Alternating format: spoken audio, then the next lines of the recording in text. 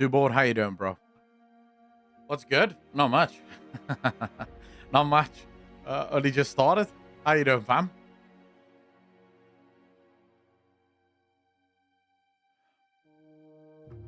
Just got my coffee. And I'm ready to go. I'm ready to go. It's another day, another dollar, another shift in the mines, bro. Another shift in the mines, you know? Can't escape it. Can't fucking escape it. How's life, too bored?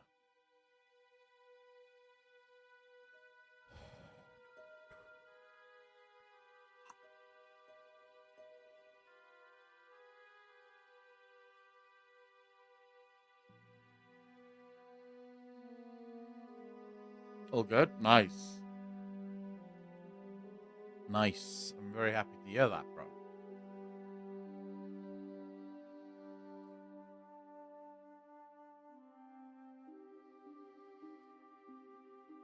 I'm assuming we're just waiting for people to filter in. It's a little bit early, though. Actually, about an hour too early for this.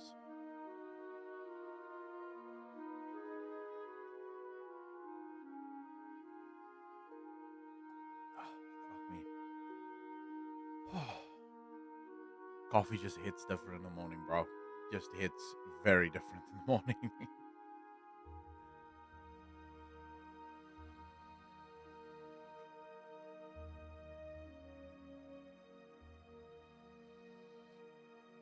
What? It's more than a video game. How?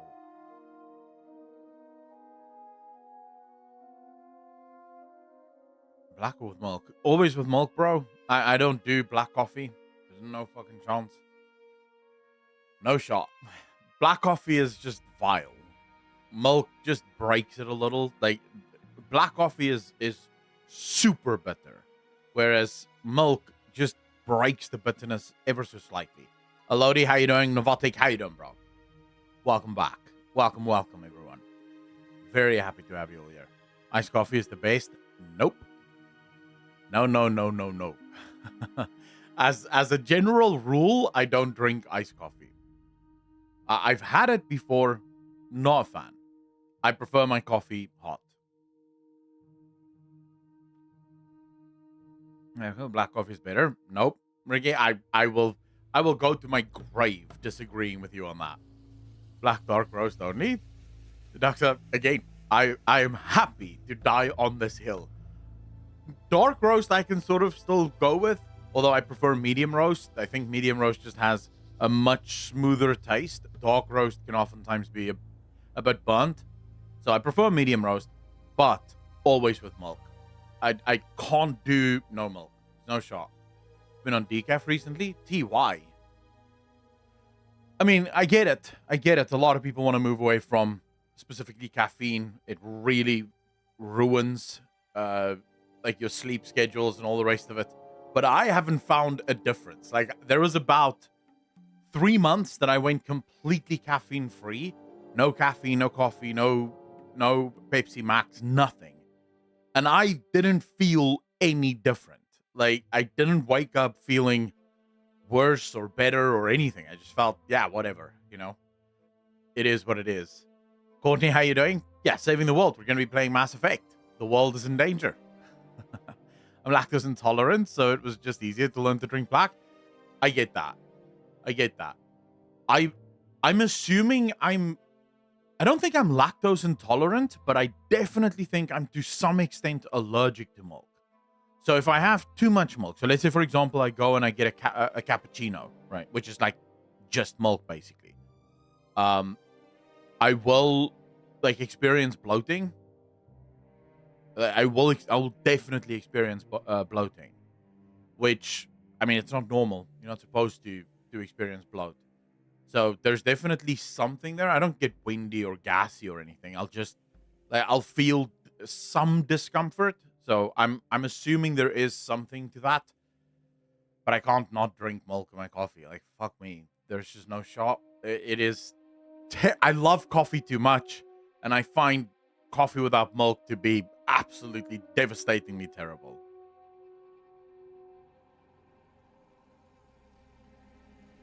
The doctor, I think that's exactly what it is. I think I am allergic to the milk proteins. The gut disagree with the milk, I guess. Yeah, well, the bacteria in my gut needs to catch the fuck up. Like, I will keep drinking the coffee until my bacteria goes, it's no problem. It's fine. He's all right. we can handle this shit. Savin, how you doing? Titan Board, how you doing, brother? Oat milk tastes good too. I hate oat milk. McDonough, how you doing, brother? I can't stand oat milk. I did it once. I ordered a cappuccino with oat milk. I could not get over it. The taste of oat milk, it's like bad water. That's all I can describe it as. So I couldn't do that. I tried coconut milk, which was better, but still shit. It was still not good, because the problem is I'm having coffee, and now there's this coconut flavor that's coming through in the coffee. And it's like, but it shouldn't be here. These two flavors, in my mind at least, aren't complementing each other at all. So I can't do coconut milk, and oat milk is just fucking vile. Oat milk is a literal scam. It's worse for you than soda. There are plenty of videos on this. I think oats in general is actually really bad for you. I've been watching quite a few videos on this. Like, oats in general isn't really something that you should be consuming. But yeah, oat milk specifically is like, just why? Why would you even do that? If you find out that the one that bloats you, then you can try the other. Might be better. I don't think we have those choices here, Saban. Like, South Africa isn't a country. It's not like America. We don't have 500 different types of milk. So you go into the aisle where the milk is, and you have, from the normal moo cow fuck milk, you have 3 options. You can go fat-free, not 2%. Yeah, 2%. And then, well, low fat, but it's actually 2%. Or you can go full cream. I always go full cream because fuck it. I want the cream. Then you have usually oat milk, almond milk, and sometimes some kind of soy milk bullshit that's also there. And then there's one that's lactose free. Although, if there's no lactose in it, I'm not entirely sure what is in it. Because milk has lactose in it. I don't know. But yeah, it's like a weird, I don't know. It's a very weird thing.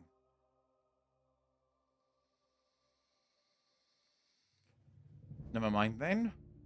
Yeah, we don't have, like, it's not America where you can walk in and say, well, actually, I want the milk with the A1 or the A2 or the B3 proteins, and I don't want the others. The shop owner will literally just look at you and go, that's the milk. What the fuck are you talking about? Just grab a milk and leave. Like, we don't have those options. Back to how you doing? Back to the sugar in the milk. It can be separated in a process. But then why would people who are lactose intolerant specifically be allergic to the sugar in the milk? I thought it was the protein in the milk that caused the allergy.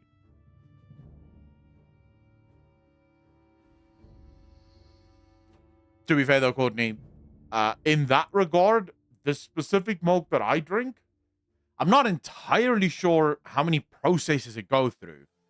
But, and this is very awkward, because I prefer the taste of long life milk. Now, I'm not entirely sure if you guys have that in America. You should. It's those milk cartons, and they can last pretty much for, like, fucking 6 months or some shit. Like, as long as the carton is closed. Once you open the carton, you have about 4 days to consume it before it goes off. But I prefer those to the quote-unquote fresh milk. Asian cows made to keep their babies alive in cold weather. Holsteins. Whey protein is fine for me, unlike the milk itself. Interesting. Ah, okay, that makes sense. I always just assumed lactose intolerance is, just the milk protein thing. Okay, that's interesting. Wow, I learned something. Who knew? Sugar scores a lot. It's digestive order. I'm allergic to fructose. Very similar. It means your system lacks the proper digestive enzymes. Shit. All right. Well, I'm not gonna argue with you guys because I genuinely don't know. I'm allergic to nuts. I know that. But there's only like two things that I'm like deathly allergic to, like that will actually kill me if I don't have medication with me, and that's bees and cats. Pretty much everything else is just slow buildup of allergy over time will eventually like cause blocked nose and stuffy fucking eyes and shit. But yeah, outside of that, I can pretty much drink and eat anything, and I'll just feel like maybe mild discomfort or some shit. I don't know. What do you think of Zalatath in the Zorosh thing? What do you mean, Winipper? Seven, I'd love to read that. Lakeside, how you doing? Good thing we don't have a lot of corn syrup fructose in our product. Dude, I don't think I've ever seen a product in South Africa that's made in South Africa that has corn syrup in it. So, for example, the shop close to me sells these little bottles of corn syrup, like corn syrup, yeah? But it's clearly imported, and it's super expensive. Like, you can't go to, like, the sugar aisle or whatever and pick up a bottle of corn syrup in South Africa. It's just not here. We don't make it here, I think. I'm not entirely sure. Zalatath is Yusorosh. Taliesin had a video yesterday. Vaniper, I don't watch Taliesin videos, so I have no idea what Taliesin does or does not say. You'd have to inform me way more than that.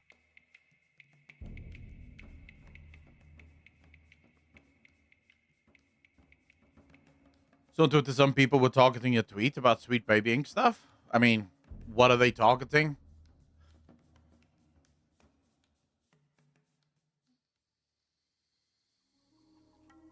The doctor, I genuinely think it's like, generally speaking, I think for the most part it's an American thing. For some reason, the Americans have high fructose corn syrup as a thing. White man tweeted this kind of stuff. Oh yeah, well, of course they will. I mean, you can always trust the racists to be racist. I mean, Twitter's gonna do Twitter things. I genuinely couldn't care less. Nico Spire, how you doing? It's because our government hates you.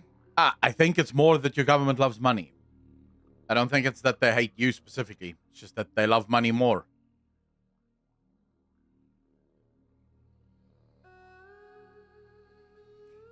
I mean, I don't... So the problem, I think, is that what ends up happening is, you know, we discover new things, and then those new things, we don't know what the health benefits or health costs of the new things are going to be, right? We just know that we've discovered this brand new thing. So, for example, someone figured out that you can make a very sweet sugar replacement from corn, right? And America has a lot of corn, so high fructose corn syrup. Great, there we go. We have this replacement for sugarcane, which I'm not entirely sure if America grows if you guys have your own sugarcane. But what then happens is, as time goes on, we obviously do more research and we start to realize, hey, shit, things are like, this shit may actually be super bad for us. And then, generally speaking, and this is the only time I will ever give government a thumbs up for doing a good job. Generally speaking, it's only the European Union that seems to take shit like that quite serious. So when new research does come out and it shows that, hey, certain food things may actually be quite bad for you, the European Union is pretty quick on banning that stuff from the food, so they have to stop using it. Whereas the American government is so controlled by lobbyists, specifically the corn farming industry, that they're never going to ban that stuff. Yeah, because they'll lose. Do you know how much money the politicians will lose if they banned like half the stuff that is in your foods? Those politicians will be broke. They would have to sell homes and stuff. Like, they can't do that. It's better that you guys die so they may live. Grandpa, how you doing, bro? It's funny because I don't even use Twitter for political stuff. I just post screenshots of my WoW RP there, but somehow your tweet was in my feed. Dexal, I'm sure it's a retweet by a bunch of people that have me blocked, so I can't see what they're actively tweeting. I don't care, you know. I genuinely don't. Throughout this entire Gamergate thing, I have not said a single thing that I wish to retract. I have not said a single thing that is racist, that is sexist, that is homophobic, or that is anything else. I have been the one that fights against that shit. So if anyone disagrees with me, well, we have a problem, right? We have a serious problem. I'll give you guys an example of how absolutely stupid these guys are. So here is me tweeting about what Gamergate is. Gamergate 2.0 in a nutshell. Devs, our games isn't made for straight white men, so leave your male gaze at home. This is, by the way, this is not even made up words. This is literally words that they themselves have said. I'm not making anything up here. I'm not putting words in their mouths. I'm not doing anything. Literally the newest movie, some comic book movie that's coming out soon, they literally said that, right? They literally said that this game isn't made for the fans of the comic book. So leave your male gaze at home when you come to watch this movie, right? Gamers go, well, then we won't buy the game. The game fails. What happens then? The devs go, these racist, straight white men hate diversity. What do you mean we hate diversity? You literally told us that this game isn't for us. You literally told us that we're not supposed to come watch this movie because, well, it wasn't made for us. So why are you blaming us for your game failing when you didn't want us to play your game in the first place? And then you have replies like this one. You know, I used to respect you and your takes on WoW, but man, you're really proving you're as much of a stupid chud as Asmongold. Real shame. Do better. Now I ask you, how can you disagree with this take? The only way you can disagree with this take if you are yourself a racist. Only a racist can disagree with this take. What have I said in this take that is problematic? What about this take is problematic?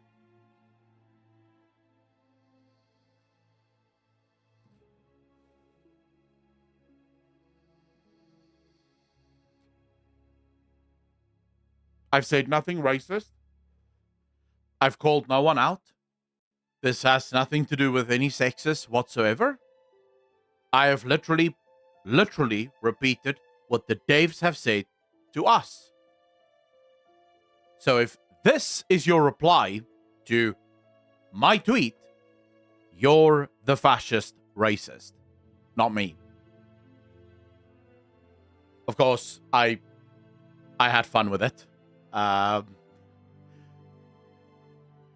This was my reply to his message to me.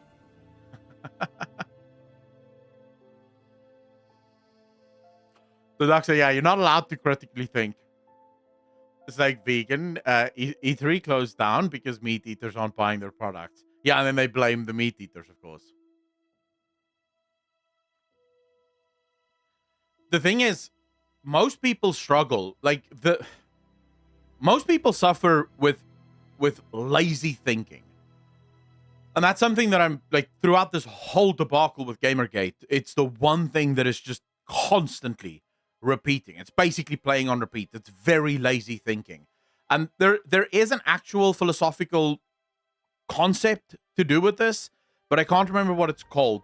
But it is basically like an extreme version of black and white thinking. So what ends up happening is there's a group of people that have decided that DEI means that you are not a racist. Okay? In all of its forms. Like, it literally doesn't matter. If the words DEI is in a sentence, then and you agree with those words, then you are not a racist.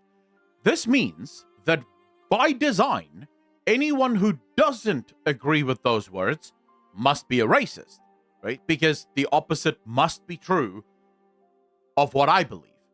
You see, now, this is where the problem comes in, because we can't have a society with people that think like that. You can't have people like that as part of your society, because we have to be able to at least point out that there are certain things wrong with DEI. Like, for example, the fact that your diversity doesn't seem to include white men, specifically straight white men. That is not diversity, that is racism. And it is not racism to point out that that is racism. It is literally just you calling out and saying, hey, you guys are racist. You should not be racist. Your diversity would go a lot further if you stopped excluding white men from the arguments and actually included us in it, right? But that's the problem. That's where we are now. Every single time I make a tweet about the Gamergate stuff, there's almost every single time there's people piling in, basically distorting what the words are supposed to mean. They'll come in and they'll say things like, I'm convinced that these people just make words up. Woke basically doesn't mean anything. And then it's like, okay, you didn't ask. You could have asked me what's the definition of woke, and I would have gladly given it to you, right? You could have engaged me on what I actually said, but you didn't. See, because there's no interest in actual debate. There's no interest in actually discussing things. There's no interest in actually realizing what our problems are. There is simply if you do not agree with me, you are a racist. You can't have a society like that. It will not operate. This is why I haven't played any new games in the past 5 to 7 years outside of God of War and WoW Xbox.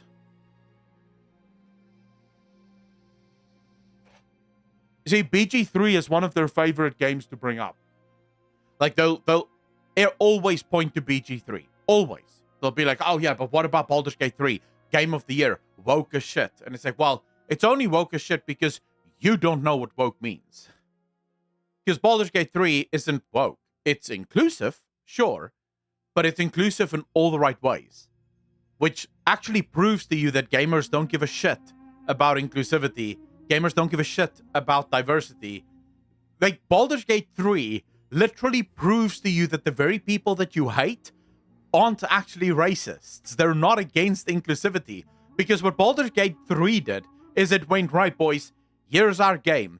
Everyone is welcome. And we have something for everyone. And everyone went, oh, wow, this is so nice. I'm going to go on that ride. I don't want to go on that ride. That doesn't look fun. But I'll instead go on this ride and this ride and this ride. And the game goes, cool. Play the way you want, bro. Have your fun.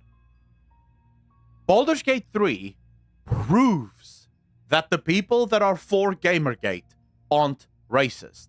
The fact that we enjoyed that game should prove to you what our problems are. Our problems have nothing to do, literally nothing to do, with the fact that you want to have diverse characters in your game, with the fact that you want your game to be inclusive. Our problem is when you say our game is diverse and inclusive and all white men need to get the fuck out. That's when we go, wait, actually, that's a little racist, no? Like, that's not very inclusive. That's exclusive. By its very nature, that is exclusive. That's not inclusive. But they can't make that connection. The cognitive dissonance, the lack of critical thinking is just not there. That connection cannot be made. It's like, before they can even get to it, oh, but what about Baldur's Gate 3? That's a super woke game and you all played it. Yeah, I wonder why. I wonder why no one gave a shit about it, right? Look, you're always going to get those guys that get super angry about being able to choose your pronoun at the beginning of a game. What do you want? Do you want us to exclude and remove all of the evil people in the world or all of the stupid people in the world? That's not going to happen. The world is filled with human beings. So there's nothing we can do about that. The overwhelming majority of people don't give a shit about pronouns in a video game. I'll choose Mr. and I'll move on. Simple as that. Like, genuinely, I'll choose Mr. and I'll move on. In fact, I cared so little about it in Starfield. Because in Starfield, if you make a male character, it's automatically by default Mr. Right? You can then go in and change it if you choose to. I sort of think this is an RPG, role-playing game. People need to be able to role-play the way that they want to live. So, yeah, that's cool. No problems. That's the whole point of a role-playing game. You want to give people as many avenues to role-play the life that they want to play, you know? And it's just like, it is annoying beyond belief that we have to have these conversations over and over and over again, and that they don't listen. That's actually the worst part of all of this. They don't listen because they don't want to listen. This isn't about a debate. They have learned that the best way for them to shut down any and all debate is to simply call people racist, homophobic, bigots. Once you do that, all of their retarded followers immediately go, well, yeah, block. Because they said they're racist. I will not have anything to do with racists. Block them. So you've instantly stopped the debate. Because they're happy. You know, they're very lucky that they have so many retarded followers. And there's nothing we can do about that. Abaddon, how you doing, bro? Holly, how you doing? What if I want to make a gold character and I want to be called Miss? Dude, if that's what you want to be called, fuck it, I'll call you Miss. Like, dude, I'll call you dickhead if that's what you want to be called. I don't give a shit. Like, I have look, there are more problems in my life than trying to argue with people over what they wish to be called. Like, motherfucker, I can't be asked. I've never understood the pronoun debate. I've never understood it. It's never made sense to me. Because I always just think to myself, if Blair White rocked up, right, in some fucking, like, imagine you're in a restaurant and Blair White walks in.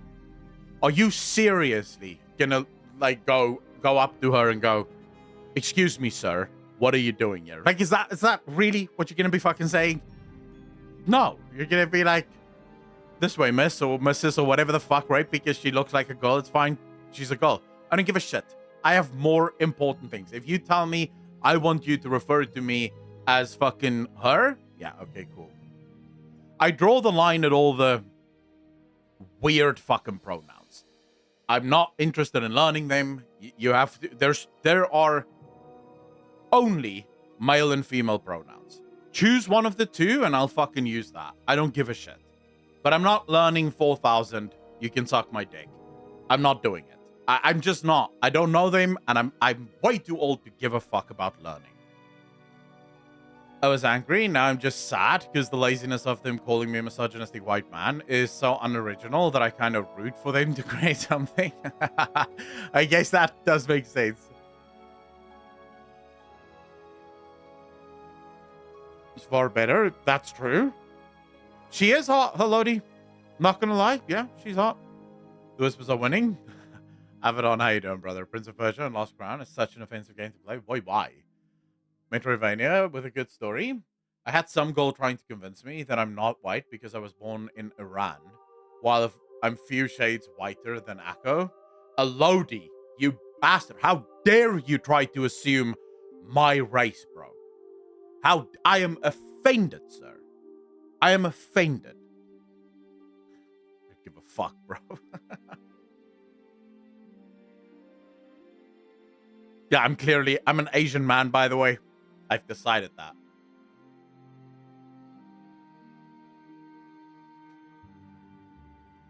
Z Vengeance. Oh, shit, that's cool. How you doing, bro?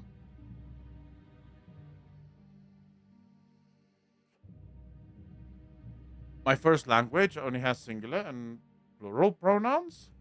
No male, female. I don't understand this whole bullshit debate. I mean, I can see it in your face. Dude, we have a problem if I pass as Asian. We have a serious problem in this chat. There are some of you with some questionable intellectual credentials. not gonna lie, there are some of you that needs to go check yourselves out. uh, what if we attributed race to penis size? Oh shit! I mean, you could do that. You could do that. I definitely have a small penis. It's tiny. Alderson, how you doing, bro?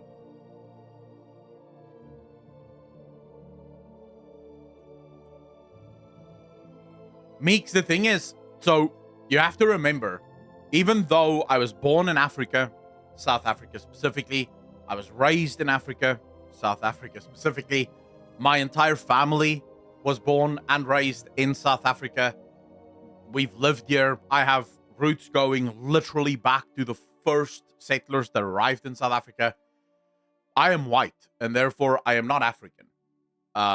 Even though my race, my culture is literally called Afrikaner, which means African.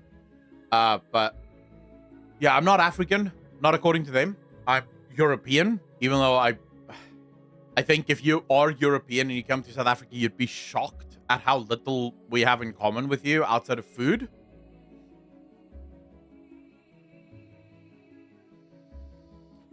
The dog's up. So you're Dutch? I'm not, well, I'm not of Dutch origin. I'm of German origin. But yeah, I mean, we are called Dutchies here.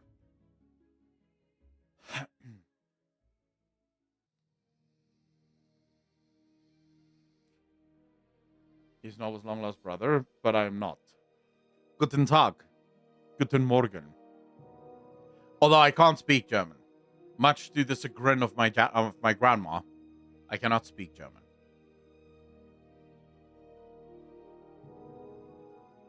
Related to Charlize Theron? No, I'm not related to Charlize Theron. I hate the fact that people say Theron. It's Theron, by the way. In Afrikaans, it's Charlize Theron. That's her name.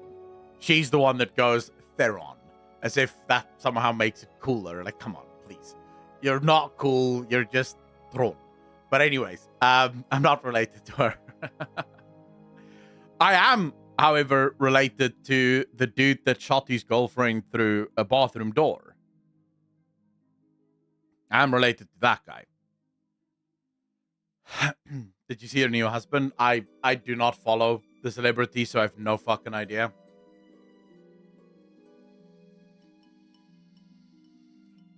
Doing hello, goodbye. I'm buying groceries. Nice. Everyone's furniture started floating after you pronounced their name. Did I just get triggered when people say Theron? It's like, bro, come on, please. You're from South Africa. It's Tron. It's not. Let's not sit here and try to make you look fancy. Your surname literally is jokes in South Africa about backwards people. Like, what are you talking about? Like, when you make jokes in South Africa about our version of rednecks, they'll have surnames like Tron. Well, what are you talking about? Trying to sound cool, please.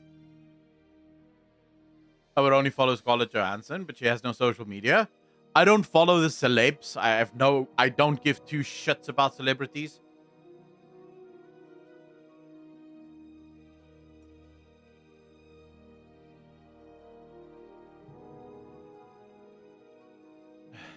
Charlize. What about the band Therion? I have no idea who that is. No idea who that is. Wait, Holy, of all the actresses out there, you still think Scarlett Johansson is the hottest one?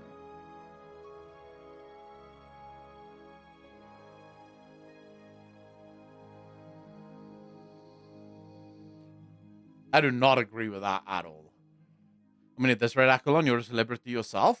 I wouldn't go that far.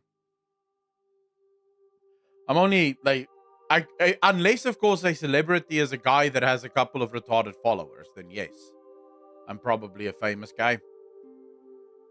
But I wonder how many of you immediately went, wait, did he just call us retards? John, how you doing, brother? What am I looking at, Elodie? Ryan Reynolds, hottest celeb, fight me? He's a little masculine for me, but sure. I mean, he is fucking handsome.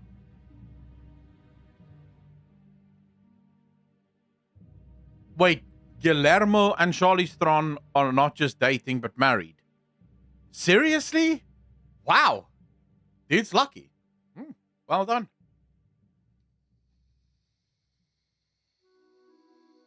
Kate Beckinsale during Underworld era? Dude. Kate Beckinsale is hot as shit. Holy crap. Kate Beckinsale is next level. The doc said there's a couple of femboys out there that will make you go.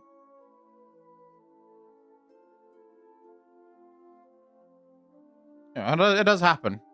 Kate is my go-to. Dude, Kate Beckinsale. Especially in Underworld with the fucking blue contacts. Shit, bro. Holy crap, man. She is hot. Are you going to talk about TikTok or don't you care about the CCP bullshit? I've already spoken about the TikTok stuff, and my response effectively boils down to if there's anything in this world that we would want to give to Bobby Kotick to fuck up, TikTok would be it. Right? Like I mean, if I'm going to like allow that dude anywhere near anything ever again, yeah, you can have TikTok. What's the worst that can happen? Like, it can't be worse, right? He can make it sort of as bad, but he can't make it worse.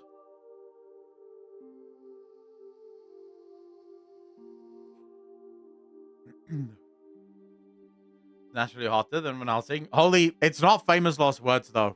I don't know how to use TikTok. I don't use TikTok outside of uploading my shitty-ass fucking shorts to it and then just never going back there. I will say, though, I may have changed my mind on my original stance on the whole TikTok ban by the United States government. Thinking about it a little bit more, I am happy to announce that I am now actually against the government banning TikTok.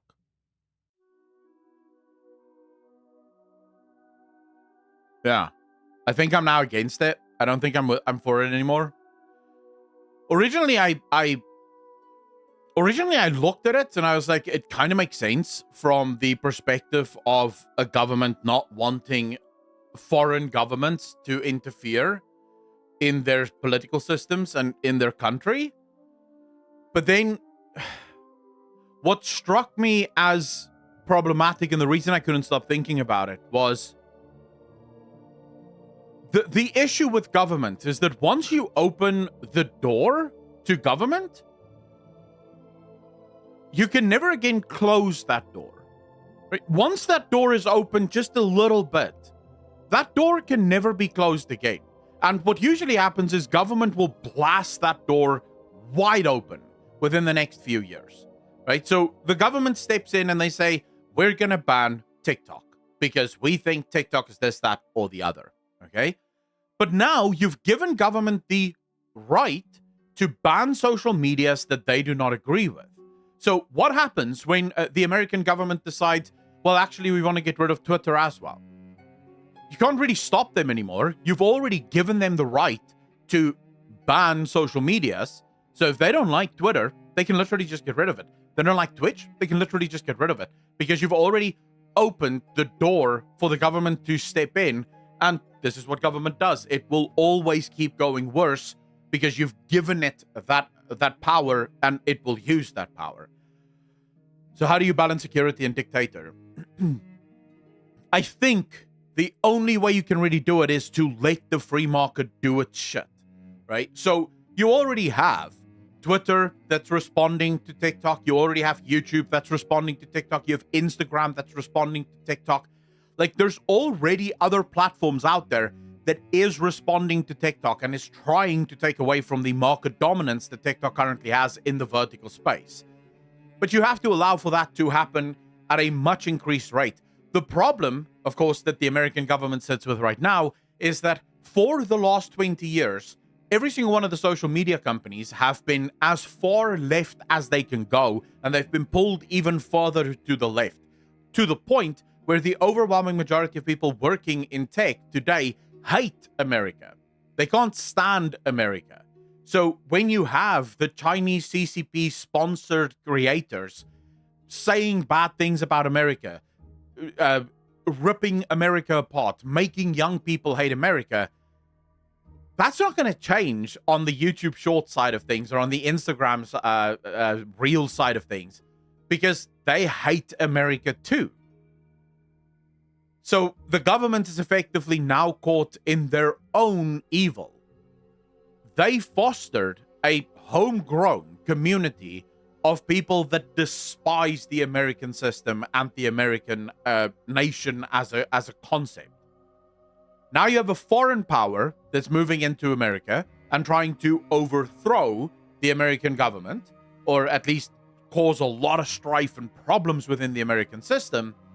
And as a result of that, there's no one to fight, right? Twitter is there a little bit, but Twitter is just one thing, right? And Twitter's sort of vertical space is very, very limited and small. Its video space is also really stupid.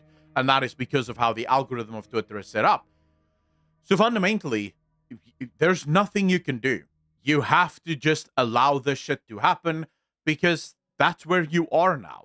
Like, maybe you can start running a counter psyop if you want. Use the free market as it exists to try and get Americans to see the country as not being shit. You could probably start with firing all of your old fucks in Congress and Senate. You know, especially the ones that says tic-tac-toe as if that means anything, right? You can maybe get rid of all of those. That would immediately really make things a lot better. I don't know. There's a lot of things you can do, but I think the problem is that by simply banning it, you are automatically opening the door for the government to do far more evil shit. And they're gonna do it, because you know, it's the government. That's how they operate. But he's from Singapore, bro? John, I don't really care where he's from. The TikTok started in China. Any company that starts in China is, by its very nature, controlled by the CCP. So them moving in and saying, hey, but look, our CEO is from Singapore. So what? You still own it? If, in order for TikTok to operate in China, he still has to adhere to the Chinese ideals. So I personally, Rurikon, how you doing, bro? I personally don't really care about that, because if I was the Chinese government, I would also not have a Chinese CEO at the head of TikTok. That would be too on the nose, right? I would literally choose someone that isn't Chinese to run it. No, I understand, John, but there's a lot of people that came into my chat yesterday specifically saying the exact same thing and not being funny or trying to be funny, right? So I literally just used your comment to make that point, because I know in the comment section on this video, there's going to be people, bro, the CEO is literally from Singapore. Like, it has nothing to do with the CCP. And there's like, oh, of course, because we don't have the ability to consider all of the options. We can't look at everything that's happening. No. If it's there, it must be true. I hate people that can't see nuance. I despise it. But yeah, I've changed my mind. And for anyone that thinks, oh, wow, you know, where's these principles? I would argue that is what principles are all about. When new information surfaces, when there's new ways of thinking about things, you have to change your mind. Yesterday, I was absolutely for the ban. Today, I'm not. Because, yeah, I think it's just a little bit too dangerous.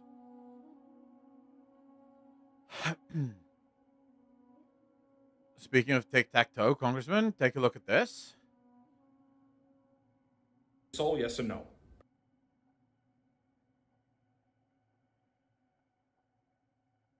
All right, let's go.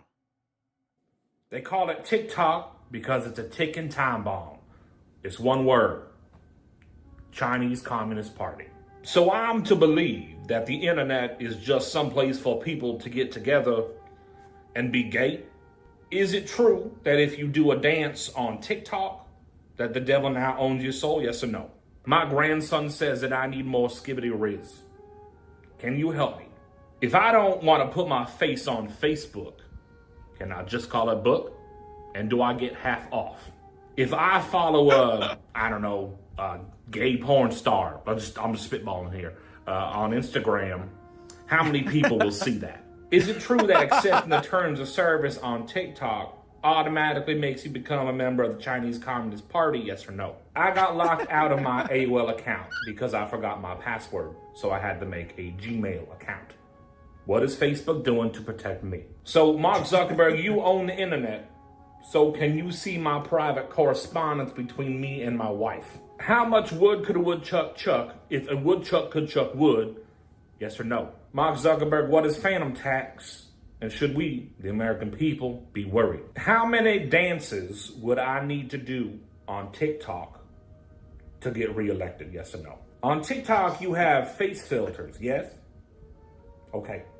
Does that actually change my face? I used Facebook Marketplace to buy a new 2024 truck for $2,000 in Walmart gift cards, but I never got the truck.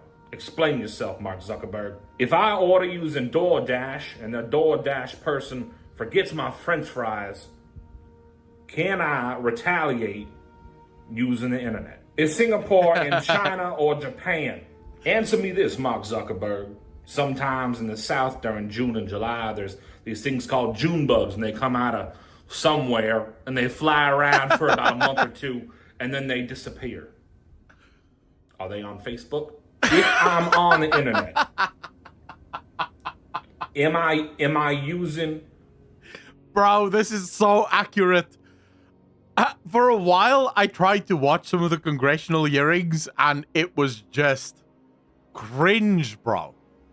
The amount of stuff that the elected officials of America don't know, and they're just completely over their heads. They're asking questions, and you just go, I don't think he knows like, how would he, what? Why are you asking this?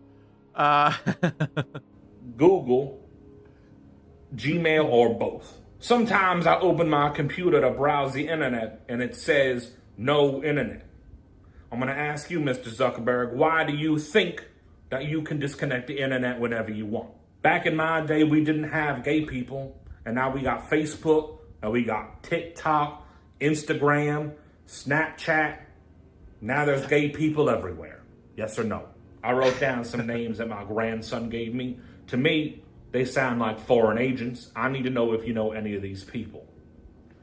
Grizzly Bear, Wizard of Oz, Rizzy McGuire. When I sign up for a TikTok account, does that give the Chinese Communist Party access? Yeah, this is good. This is good. What do you think about America rising isolationist idea? Do you think it will go anywhere, good or bad, etc.? I do think the world in general is moving into a more isolationist direction. We've had globalization for, last 30, 40 years, and it has caused a lot of trouble. Not because globalization is bad. In fact, globalization has also led to an explosion in wealth. The problem is that it led to an explosion in wealth for a very small group of people at the expense of the overwhelming majority of people. When in reality, that's not how globalization should have worked. Right? The idea behind globalization is a really good one. It's to say that some countries do certain things better than other countries. So why are we wasting our resources trying to do everything that these other countries are doing when we could literally just get that shit from them and then they can get our shit from us? But instead, what ended up happening is a lot of places in Europe, as well as America, instead of saying to countries, hey, we have XYZ, right? You have this. How about we start trading with each other? And you buy our shit from us and we buy your shit from you. America, for example, started to close down most of its mining operations and started moving all of its mining operations overseas. Now importing most of that stuff. The factories started moving to third world countries. Now, there was a reason why America was doing this. This was to help prop up some of the third world countries in order to grow America's influence across the world. But that happened at the expense of American people. Because there's actual real people that live in America that actually worked in mining, that actually worked in factories, that are now without a job. And they don't give a shit that the car that is being imported from Germany is now 20% cheaper because the steel that used to be made in America or used to come from America is now coming from China, and it's a lot cheaper because they can't even afford the car. Even at the 20% reduction in price, they can't afford to fucking buy that car, right? Because they're homeless now or they don't have a job. So what ended up happening is you now have this massive movement of previously forgotten people that have had enough of globalization. And they're the ones pushing for isolationism because they want their lives back. I was watching this super heartbreaking documentary about some of the middle America towns that were once absolutely flourishing, now devastated by things like alcoholism, drug addictions, because most of the people there, like 80-90% of the people there, lost their jobs because the giant factories closed down, the mines closed down. And it's not like the mines closed down because there's just nothing left to mine. It's that the mines literally moved overseas. Detroit used to be one of the up-and-coming hubs of America, and it was decimated as well. Right? So you have thousands of people that look at globalization, probably millions of people that look at globalization, and they don't look at it favorably because they're not the ones that's getting the benefits. The only people that like globalization currently are the liberal elites that that live in the massive cities in America, the ones that work in the service industry, the ones that went to college and university and is now working for Google or Facebook or one of these other tech startups. They are the only ones that like globalization because, well, they're benefiting from it. Their phones are cheaper because of, globalization. They can get avocados imported from around the world because of globalization. So for them, globalization is phenomenal. For all the ordinary Americans, the ones that can't do service work, that can't work for Google or Apple or any of those others, for them, globalization is a death sentence. So, yes, I do think we're going into a period of isolationism where more and more countries are going to isolate themselves. But I don't think it's going to happen in the way that people think it's going to happen. Instead, I think what is going to happen is America won't just be America. America will probably be like America, Canada, Mexico, maybe some few other South American countries, and maybe some of the European countries, right? And that will be our little group. And we won't work with anyone outside of this group. This is just our group, okay? And then you may have other groups, like, for example, China, South Africa, India, Russia. They'll form their little group, and then maybe another few groups will form. So you'll have this sort of multipolar world where each of these groups operate within their own ecosystems, but they very rarely, if ever, operate outside of those ecosystems. I don't think we'll ever go back to isolationism like we had before we knew how to traverse the seas en masse. That just, to me, doesn't make any sense, and I don't think that's something that anyone really wants. So I don't think that will ever happen, but I do think isolationism in the other form will probably be a thing. But didn't those jobs get replaced, though? No, Oli. None of the jobs got replaced. The government, for a while, ran a re-education program where they were trying to re-educate these people to do other jobs, only to figure out that actually that doesn't work. Turns out that someone that's worked in a mine for 40 years cannot be re-educated to suddenly become a programmer. That's not how that works. That's where the meme was born, because a lot of the news anchors and the media at the time said that these people should just learn to code. That's literally what they said. They said learn to code to these miners that were losing their jobs en masse. So no, the jobs never got replaced. That's not how it works.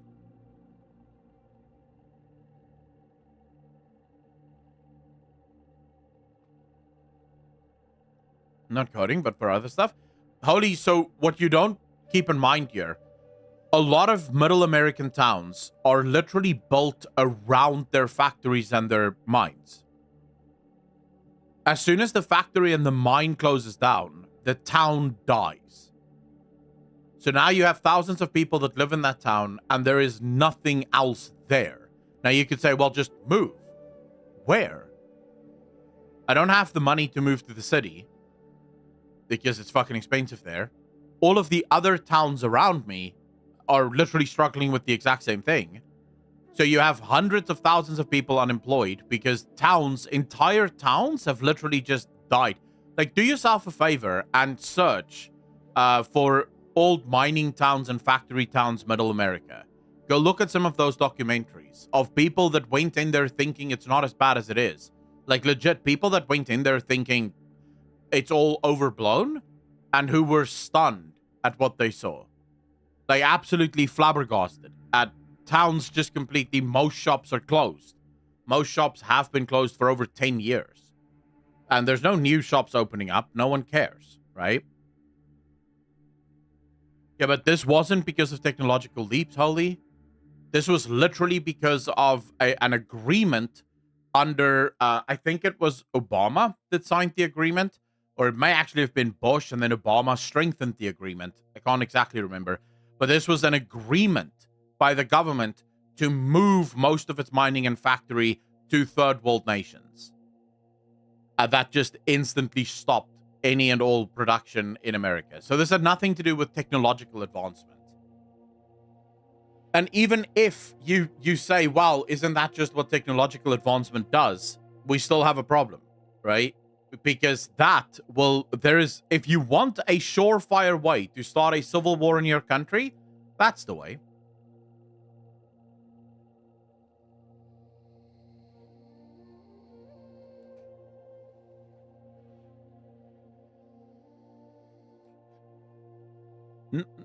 When you say distribution of wealth, what do you mean?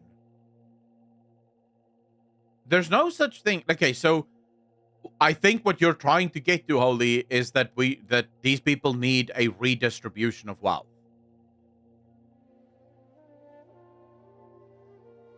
Cool. Name the country where that has ever been successfully done.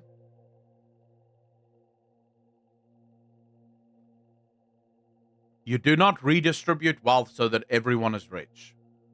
You redistribute wealth so that everyone is poor, or that the poor just isn't super poor.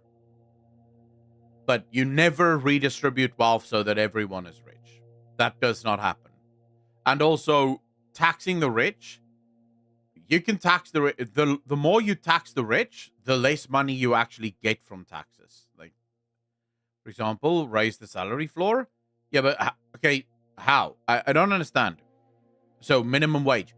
If there's no work in your area and you raise the minimum wage to $20 per hour, how much do you get paid now?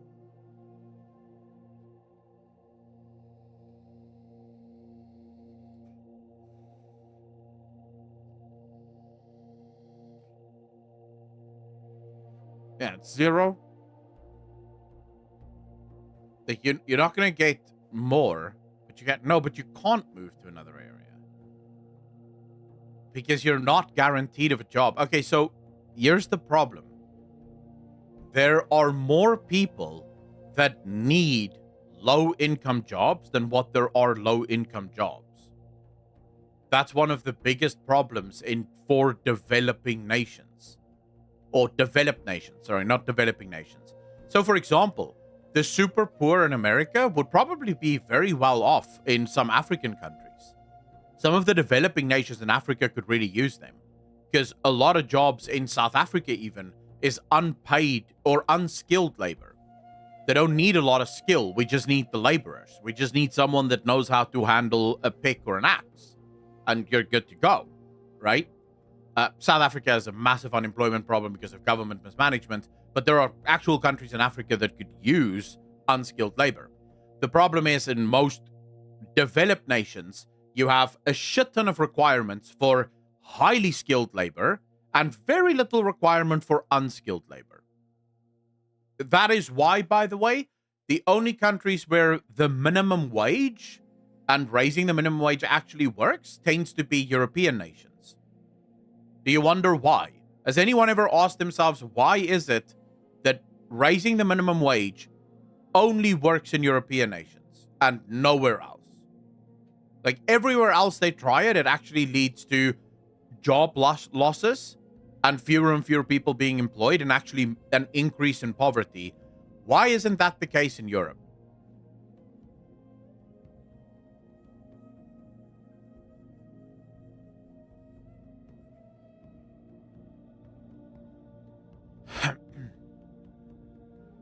Holy no. That's actually, it doesn't have anything to do with any legislation. In Europe, the overwhelming majority of populations are skilled laborers. They're not unskilled. There are actually very few people in Europe that's looking to become a barista at their local Starbucks. So places like Starbucks have a shortage of workers. Even if the government didn't have a minimum wage, places like Starbucks would be paying a fucking fortune to get a barista, because there aren't many people looking to become baristas. Right? So that's the problem. That's the thing. Europe has an incredibly highly educated society. Highly educated societies don't have a lot of unskilled labor. And since you don't have a lot of unskilled labor, it doesn't matter what you do with the minimum wage in the unskilled wage sector, because there's already a shortage. Those salaries are already going to be massively inflated as companies try to fight over what few workers remain. So $20 an hour is like, who gives a shit? No, Holy. No. America has the one issue that America runs into and that keeps America from being that is, first and foremost, America is a far larger nation than Europe. It's also far younger than Europe. A lot of the things that Europe has had for a long time is fairly new in America. Not to mention, America has a giant illegal immigration problem. And we're talking an illegal immigration problem that dwarfs anything Europe has ever seen. America takes yearly, in terms of illegal immigrants, what Europe combined maybe takes in 2 or 3 years. And most of those illegal immigrants aren't skilled, right? So you have a shit ton of unskilled laborers looking for work in America. Now you have the government saying, well, we're going to force you to pay $20 per hour for unskilled labor. And most of these companies go, no, I don't think I will. Because I can't afford to, first and foremost. And also, look at all these people here. I literally have thousands of people wanting a job, and I only have 4 or 5 positions. So companies move to other things. They move to AI, they move to robotics, automation, basically anything to not pay the $20 per hour because, well, it would be too expensive. So what ends up happening is a lot of those unskilled laborers that could have gotten a job now don't have a job because no one's going to hire someone for 20. If you get paid $20 an hour, you have to be worth $20 an hour. If you're unskilled and you don't know how to do the job, you're not worth $20 an hour. Why am I going to pay you $20 an hour? Anti-Rack, I would not be surprised if that is the case. Novotic, we're very early in the game. Very, very early in the game.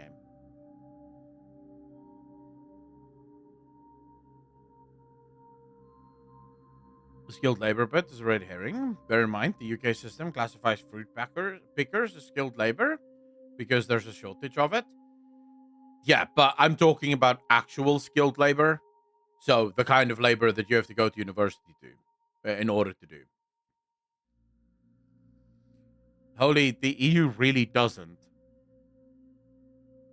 Every single one of your politicians have said you need immigration because you have a shortage of unskilled laborers. That by its very definition, you literally just wrote that to me And by its very definition, what I'm saying is the truth, and you're going, I don't agree with you. We have a ton of unskilled laborers. Yeah, if that was true, you wouldn't take all of these immigrants. And you're still not taking enough. You need way more. That's why your politicians continuously push for more, because there's still not enough. And it is going to have, at some point, it's going to have very negative effects. Unemployed, not for a lack of trying.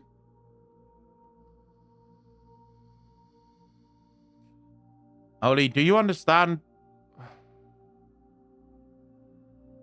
Dude, I literally heard Angela Merkel and Macron publicly state that one of the reasons Europe needs migrants is because there's not enough unskilled workers in Europe.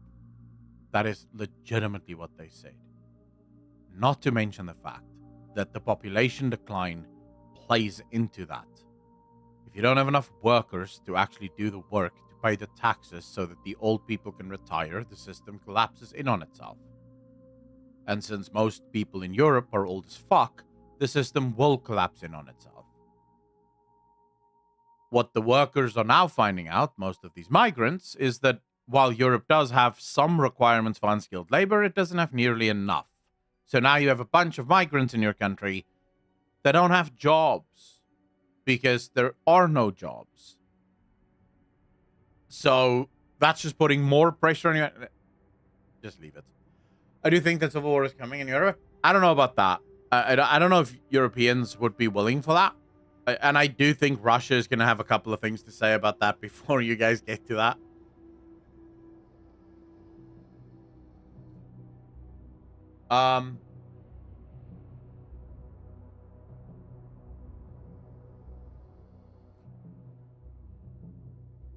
Fundamentally, I don't think there's any look at the problem with this entire debate is it would require more work than what I'm willing to do, because I would now have to go into economic theory, and that means we're going to have to watch hours of economists actually talk about this problem, and I'm not interested in it. Fact of the matter is, if you are on the left, you're going to be like, nah, fam, this is all good, let's go. If you're on the right, you're going to go, nah, fam, this isn't good, let's stop it. And if you're in the middle, you're going to try and find a solution and realize the other two sides don't give a fuck. They just want what they want. So you may as well just move on.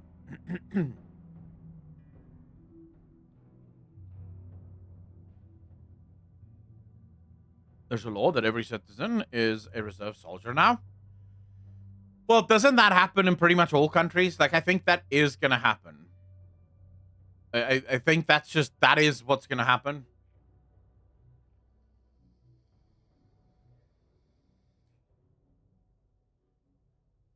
Like, you're going to have, like, every country in Europe is going, like, if you're a man specifically in Europe, you are going to be in the reserves. Like, you can bet your bottom dollar you're going to be in the reserves. Some women probably as well. I'm not entirely sure, but some women probably as well.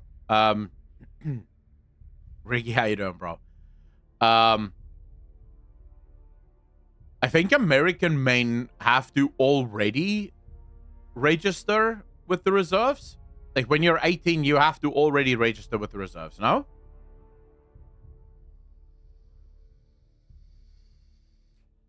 Doctor, I know Finland has mandatory service. I think Greece has mandatory service as well, no? I think there's a couple of countries in Europe that has mandatory service, like you have to go to the military at some point. The only reason I know about the Greece one is there was a League of Legends player years ago called Forgiven, like a super good AD carry, piece of shit, but super good, and he was Greek. And he had to stop playing League of Legends for 2 years because he had to, like, he was on his final year of being able to postpone his mandatory service. So then, yeah, he had to go mandatory service.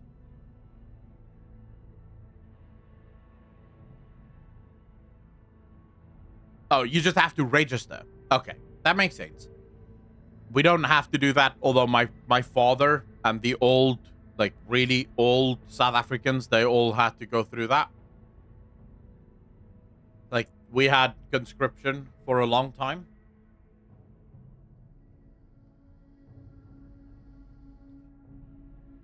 My dad actually told me about when he was at military training, all the Jehovah Witnesses were in the prison right next to him.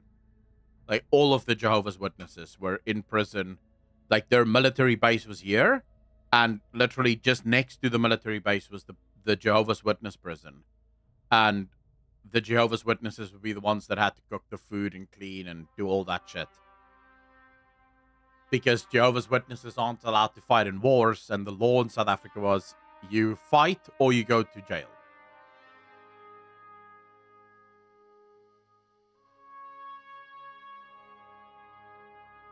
Oh, the doctor, no. In old South Africa, you fought or you went to jail. 4 years in jail, or you go to war.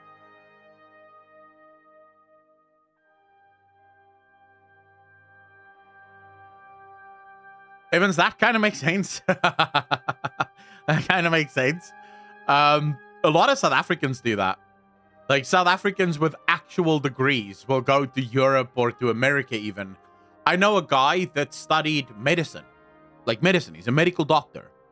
He left South Africa to go to Texas to go work on a farm in Texas. He was there for 2 years. Then the rancher loved him so much that the rancher actually got him a permanent visa so he could stay in America indefinitely. And now the rancher has like, I think the rancher now employs like 10 South Africans. And the rancher has gotten all of the other ranchers around him to also just employ South Africans. Because according to the rancher, South African boys just know how to fucking farm. Which is true. But the reason this guy did it originally was he made like double as a guy working on a ranch than what he would have made as a medical doctor. Holy, thank you very much, dude. Take care of yourself, man.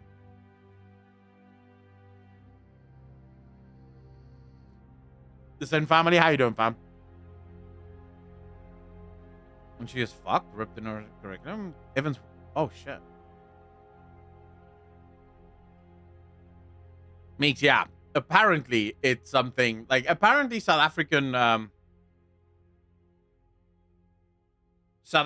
work hard. I wouldn't know anything about that, but apparently we're a hard-working folk.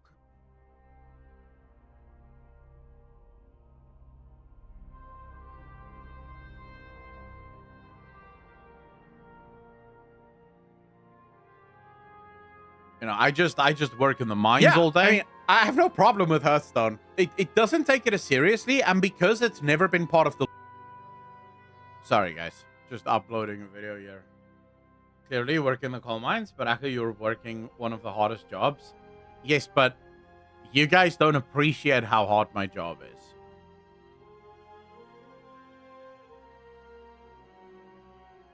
Like, that's the problem. That scared me. Why? I'm just uploading an Instagram reel.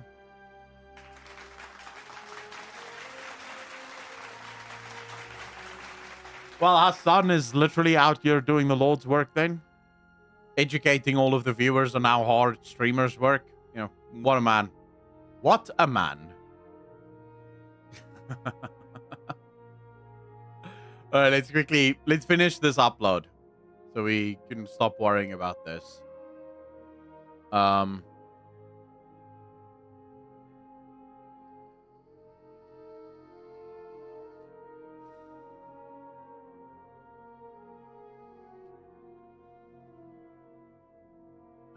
Let's see. What am I doing? Oh, what did I call this fucking video again? I can't remember. I gave it a cool name. I liked the name originally of this video. But now, I can't remember what I called it. Oh, Anduin's War. Yeah, I like that name. Fuck me, that's a good name, innit? Anduin's War. Would you click on a video that's literally just called Anduin's War?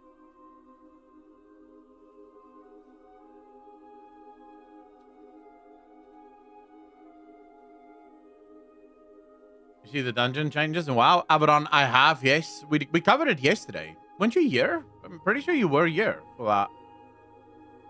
But yeah, we covered it yesterday. That video will be out tomorrow. I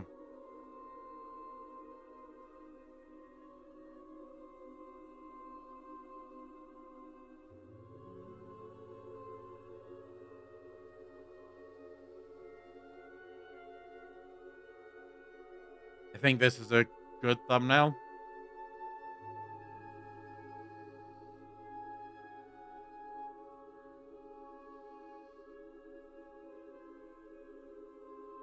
I like this thumbnail. Fuck it. Let's go. Black Hawk, no. I'm waiting for the last episode. And then I'll get into it. Why? What's happened with it?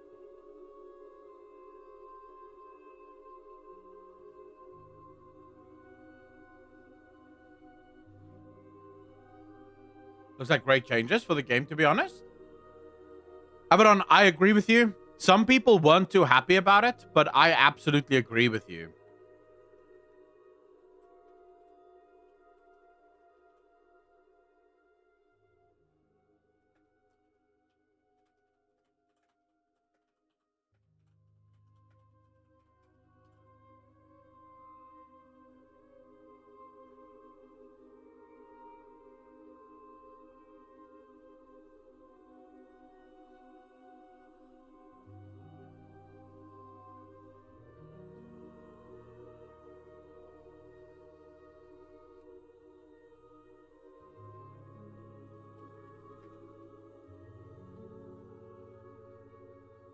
Is there a link to the changes?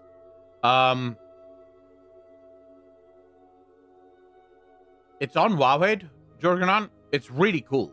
I made a video about it yesterday, covering all of the changes, and it will be out tomorrow if you want to watch that. But yeah, it's on Wowhead.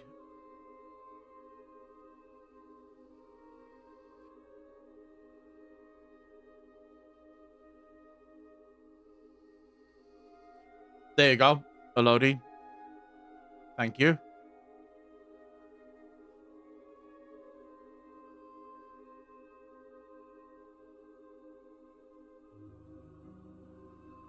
Oh shit, Ricky with the 5 community subs. Hearts in chat.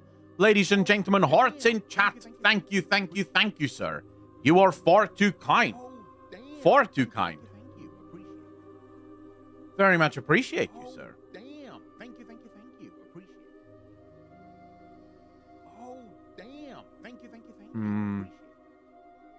Princess of Dumbasses, how you doing? Damn. Thank you. Appreciate it. Oh, damn. Thank you. Appreciate it. Right. I like this. Oh, Let's schedule it damn. for Thank you, later. Thank you. Appreciate it. Oh, damn. Thank you. Appreciate it. Done. Done and done. Today's subject, I don't know yet. I'm not as angry as I was yesterday. I'm a bit chilled today.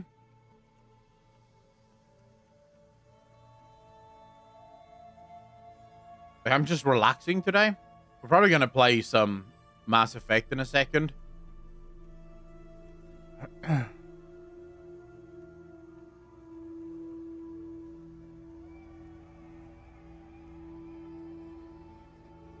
I'm just looking. I'm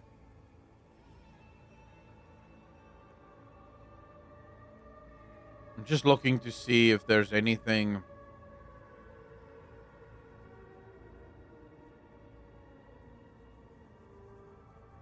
Where are you with Mass Effect 1 right now? We're still very much in the in the beginning of it. Like, still very much in the beginning of stuff. Well,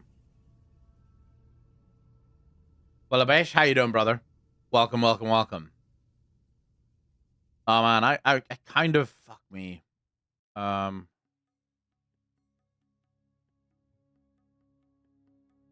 kind of want to watch this, but then also I don't want to watch this. I'm not a huge fan of Daily Wire, but he is talking about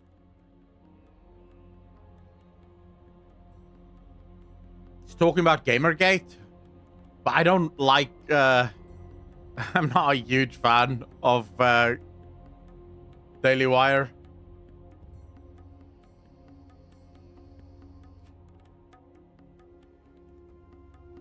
I feel like it's gonna be rich.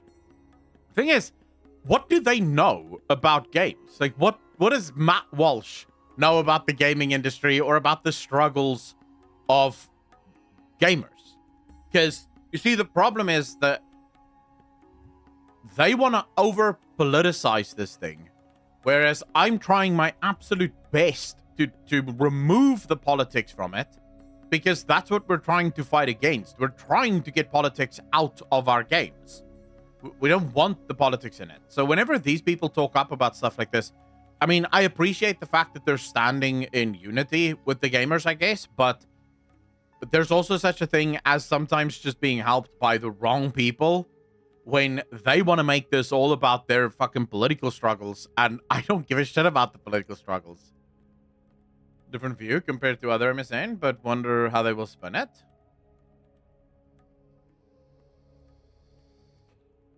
Yeah, I wonder as well.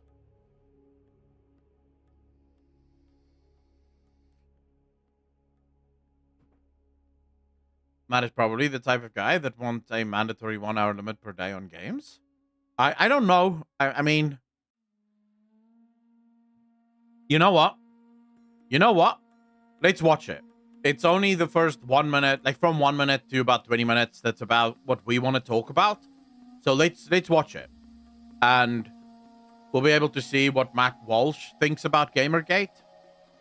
Like I said, I don't know if Matt Walsh knows enough about gaming to even be talking about this, and I'm already sort of certain that it's going to become very, very political very quickly, which is literally the opposite of what I want. But Today on the Matt Walsh Show, the video game industry has perhaps done more to indoctrinate children into wokeness than any other industry, yet it largely is. So here's a statistic that... Apocalypse, 54 months, part of the DJ Nation. Appreciate you. Thank you, sir. At least if you were born at any point prior to the 1990s, might be hard to believe. By revenue, the gaming industry is bigger than both the movie industry and the music industry combined. And for the past several years, it hasn't been especially close. The difference is consistently more than $100 billion per year. So video games are a massive market, one that's mostly targeted at young people, of course. But despite those numbers, for the most part, the games industry has avoided mainstream scrutiny. You'll see far more discussion about, say, Sydney Sweeney or Taylor Swift than you'll ever see about prominent video game voice actors and directors who pretty much no one knows anything about. Everyone... Well, we know everything about them because they're our people. They're our people. We like it this way. We prefer that you guys keep your shit to yourselves and leave us to our shit. Like, we prefer that. We actually don't care that we are on the outskirts of society, because at least that means you're leaving us alone, which is the whole point of why we're so angry about this Gamergate bullshit, because it's people trying to insert mainstream politics into what is supposed to be almost like a countercultural revolution or a revolutionary movement. We are objectively counterculture. We don't give a shit about half the stuff that you guys keep yapping about. So, yeah, it's sad to see how this is now becoming a mainstream issue, but then at the same time, what can you do? One's heard of Lionsgate or Paramount, but almost no one's heard of studios like Don't Nod Entertainment, for example. And that's significant because these no-name studios are behind the single most coordinated effort to indoctrinate millions of children through entertainment that's ever occurred in this country. This effort is maybe more powerful than the teachers' unions, if only because these propagandists mostly work in secret. Even if you homeschool your children, they're not immune to it. You might have heard something about one of the companies behind this indoctrination effort called Sweet Baby Inc., or SBI. And in a moment, I'll get into the details about what exactly that organization is doing and who's helping them do it. But first, I want to get the good news out of the way, which is that if there's any silver lining, it's that this effort to indoctrinate children is incredibly ham-fisted. Some of the dumbest people in the world are behind it. So take that studio I just mentioned, Don't Nod Entertainment. They're behind the very popular Life is Strange video game series, which has been played by tens of millions of people. And to give you an idea of how overt the propaganda is in Life is Strange, here's just one mercifully short sequence involving, what else? A racist white guy. There's some backstory about how he kidnapped an innocent Hispanic kid or something, and then this, watch. Gonna tell the police you kidnapped me. Nice try. But I know who you are and what you did in Seattle. I saw it in the paper. Maybe I should call ICE to make sure you're a citizen. You hillbilly. I'm American. Watch it, punk. Whatever. You're going to jail for this. Pretty sure the local police will vouch for me over a thug like you. Where's my brother? Wish I knew. Little took off. I'll find him. Don't worry. If you touch him... You think I'd hurt a little boy? Guess you didn't have any second thoughts about leading him out into the middle of nowhere, though. That's real safe for a little kid. If he's lucky, he won't end up like his criminal big brother. Just let me go. Please. You're the reason we need to build that wall. You hold tight. Now, I guess I lied. I said that it was mercifully short, but that felt like 3 hours long. And I will say also that, you know, this is neither here. I mean, to be fair, yes, it's highly political, but it's also super fucking cringe. It's super cringe. The doc side, it's political because it is literally about modern day politics. But then again, I haven't played Life is Strange. If that is what the game is all about, so it is about proper politicization of the world, right? Just brought into a video game, then it probably fits within that video game. But I mean, it is political. It is highly political. What is more problematic to me is we used to write racists a lot better. Go watch American History X if you want to see like how we used to write racists. Whereas this is now just, it's like the laziest attempt at writing a racist ever. Because what? You're writing a guy that's sort of ambiguous as fuck about what? He doesn't want immigrants. Okay. I don't know. It's weird. So the walls, it's about Trump, I guess. Context, you were stealing from his store? Is that what happened here? They stole from his store. Racist because they actually were racist. Now we got people accused of being racist that just don't like spicy food. True. We'll call ICE and we will build the wall. Just using hot button current political time language. Yeah, it's just cringe. That's all it is. It's just super cringe. Here nor there, or maybe it's not, but you know, when obviously I don't pay much attention to video games. When I started looking into the story we're talking about now and watching some of these videos, I was like, I sort of expected the graphics and just the overall quality to be better now, and than it is, because really low quality all around. But he says we need to build a wall. That's according to the white racist kidnapping the innocent Hispanic boy. And this is a game that, if Wikipedia is to be believed, received generally positive reviews upon release. Critics praised the story. Didn't say that. He just said the guy was a criminal and said that he'd get them deported in case they weren't citizens. And then said the police would take his side because the kid was robbing him. The doctor, yes, but you can understand why the way it's phrased, it's cringy, right? That's why I don't think it's overtly political. I just think it's cringe. But you can tell just from that scene alone.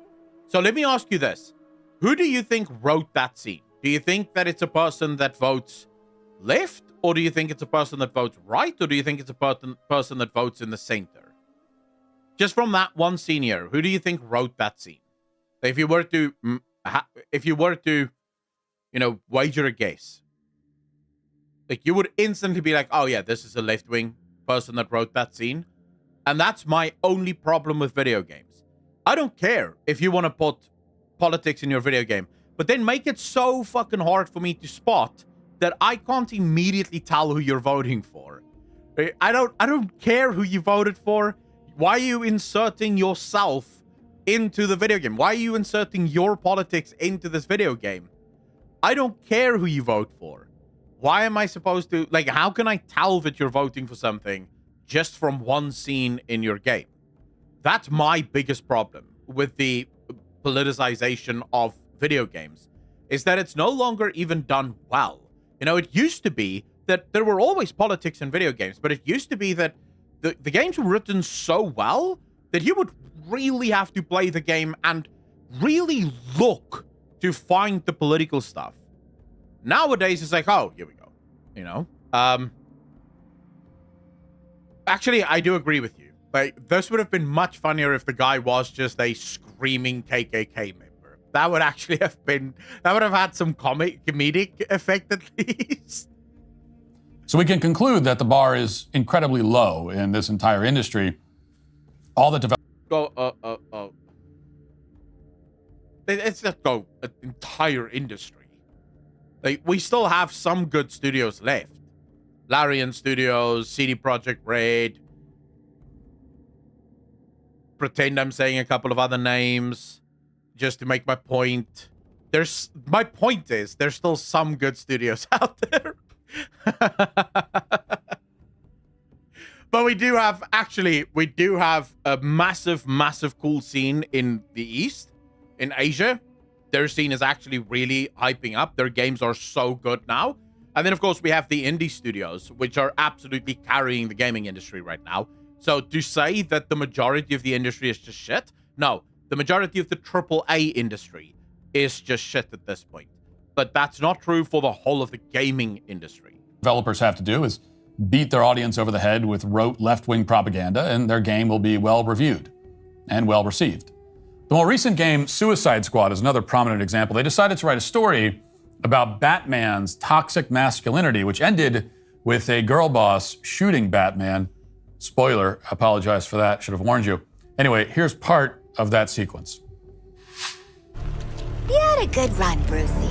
Flying around Gotham, punching bad guys, cleaning up the streets, causing long-term mental and emotional damage to everyone you knew.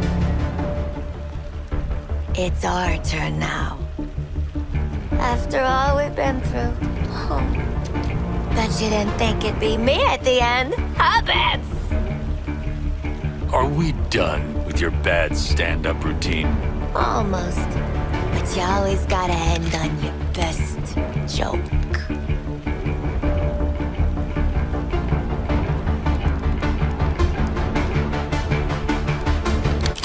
Yeah, I can't watch any more of that. See, this is... I don't care that the Suicide Squad is taking down Batman. I've never cared about that. The Suicide Squad is literally meant to be a bunch of crazy fucks doing crazy shit. That's actually really cool, right? And the game is literally called Suicide Squad Kill the... Oh shit, what's the name of the game again? Suicide Squad. Oh man, why am I blanking on this? Like, it's in the name. The name is a dead giveaway for what they're going to do. Justice League. Thank you. The name literally says Kill the Justice League, which is kind of like, yeah, of course. That is what they're going to be doing. I don't care about that. You know what I care about? The absolute terrible writing of that scene. It genuinely is like, and that's my biggest problem with this whole woke BS bullshit in the gaming industry right now. If you want to have highly political scenes and you want to make highly political games and you want to do your games where you're absolutely providing commentary on cultural issues, go for it. But why do you have to write such drivel? Why is it so badly written? The lines are so on the nose. It's literally just, oh my fuck, bro. Like, just listen to this, right? It's exposition dumping without any real context. There's no build up. There's no suspense that's being kept. It's just, here's my exposition. These are my lines. I'm dumping them, and then I'm killing you. Just take a look at this. I should have warned you. Anyway, here's part of that sequence. You had a good run, Brucey. flying around Gotham, punching bad guys, cleaning up the streets, causing long-term mental and emotional damage to everyone you knew. Like that line, for example. Why is it there? What does that line offer to anyone? It's super unnatural. You see, the problem is when you listen to this speech, right? Listen to the speech and tell me if this sounds like a normal person speaking, like how a normal human being would speak in this scenario. Does this strike you as normal speech? Wait, here's part of that sequence. You had a good run, Brucey.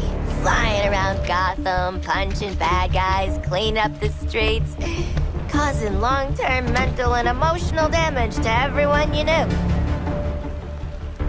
It's our turn now. After all we've been through. Oh. Bet you didn't think it'd be me at the end, huh, Bets? Are we done with your bad stand-up routine? That his reply, dude, this is the most unnatural dialogue ever.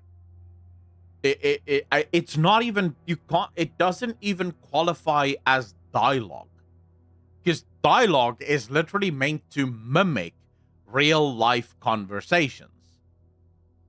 This is like, are we done with your bad stand-up routine? Sounds like, I think someone said that this is like some iconic line from him once before. Like, this actor had this was his iconic line, and that's why people were so incredibly upset. But the line here is clearly meant to be a comedic line, but it has no place in the scene. She's not done a stand-up routine. Not even a bad one. She's just said a bunch of silly words, and now we're here. It's a terrible, terrible line. Oh man, this is hard to watch. Almost. But you always gotta end on your best joke.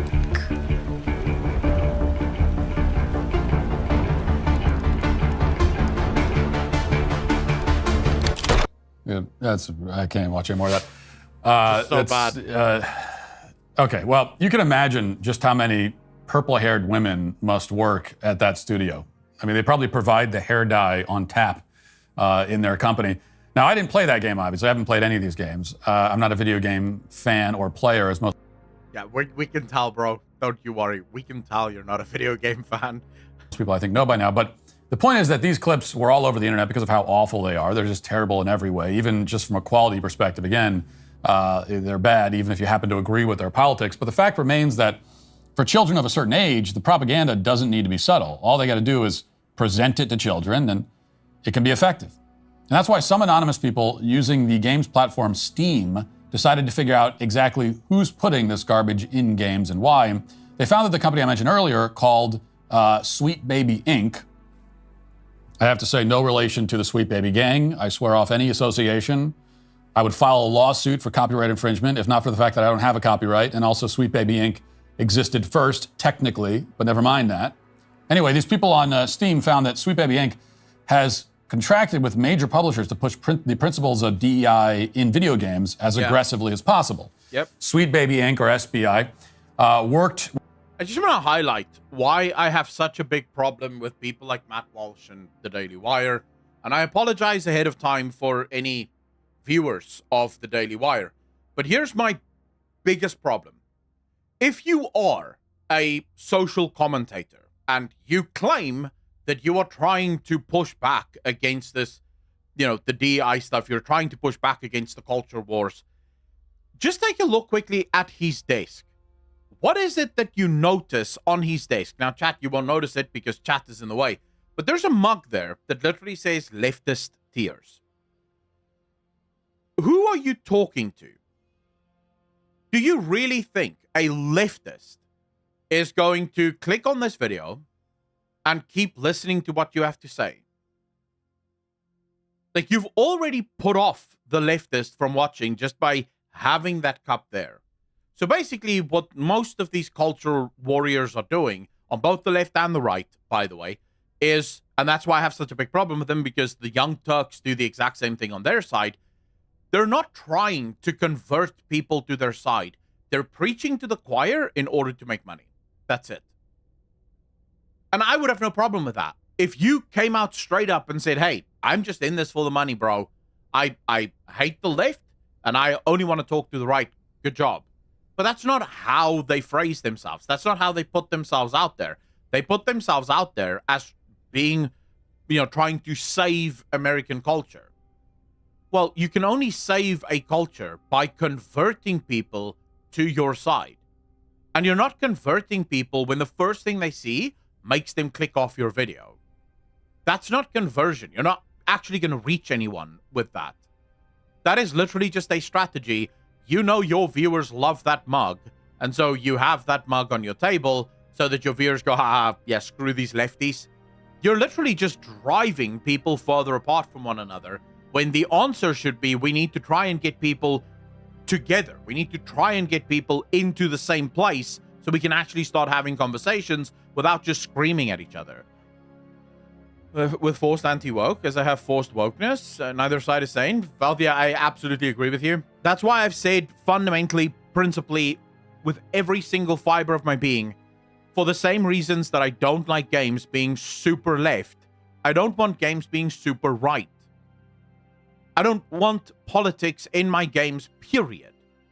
Like, if some conservative company started up tomorrow and said, we're making the most conservative video game ever, I'd be like, yeah, well, I'm not playing that.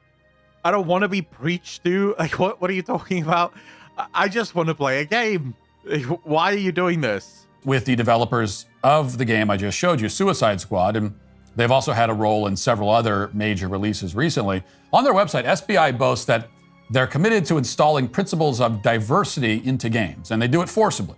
In fact, the founder and CEO of SBI, a woman named Kim Belair, recently spoke to game developers and instructed them to threaten their companies unless they comply with Sweet Baby's DEI mandates. Watch. And if you're in development and you are part of that dominant voice, you're like a cis hetero white dude or just adjacent to that, do not wait until the end to call your consultants. Bring them in at the beginning, and instead of asking them, hey, is this very racist thing we did very racist? Or is this deeply offensive thing we did deeply offensive? Are you hurt by it? Just listen to her wording here, please. Is this deeply racist thing we did deeply racist? In other words, the assumption isn't that is this thing we did deeply racist. The assumption is it is racist, it is deeply racist, but you need to ask me, a woman of color, whether or not it's racist, because you, white boy, wouldn't know. You wouldn't know, because everything you make is already racist. Like, you are already by default racist. I just need to tell you that you are racist. The racism in that statement is ridiculous. Ask them what they want to see. Like, ask them what would thrill them, what would bring them joy. And if you have a team lead, put that request to them very, very early. If you're a creative working in AAA, which I did for many, many years, put this stuff up to your higher-ups.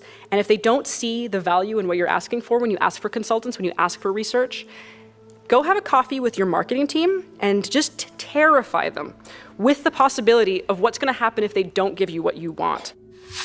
So this is how DEI works in every industry, of course. The goal is not to improve the company's product in any way. It's to blackmail companies and threaten them into submission. And in this case, they're just saying it out loud. Pay the DEI tax or we will destroy you. There is a sliver of a silver lining in all of this, ladies and gentlemen. And it is, of course, this. I don't know if you guys saw this, but Marvel Studios have come out and said they're not going to take any more risks. Movies like Captain Marvel 3 and Ant-Man 4 will not happen. And then it turns out that one of the executives at Disney still wanted to push ahead with things like Captain Marvel and the Eternals. And Bob Iger was like, no, these movies will fail. We need to focus on the movies that actually made us money. So, ladies and gentlemen, we may finally get Avengers resolutions and shit of that nature again. We may actually get some good superhero films again. Just wanted to point that out. Just wanted to highlight. People were telling me that, you know, this isn't about money. This is all about ESG scores. They don't give a shit about the money. They clearly do. When a company as large as Disney, and you have to remember this, no matter how big most of these gaming companies are, they don't come close to the kind of money that Disney has. And when a company like Disney eventually realizes that we can't keep losing money on this woke BS, you know that the other gaming companies will fold eventually. We just can't stop fighting. We have to keep up the fight.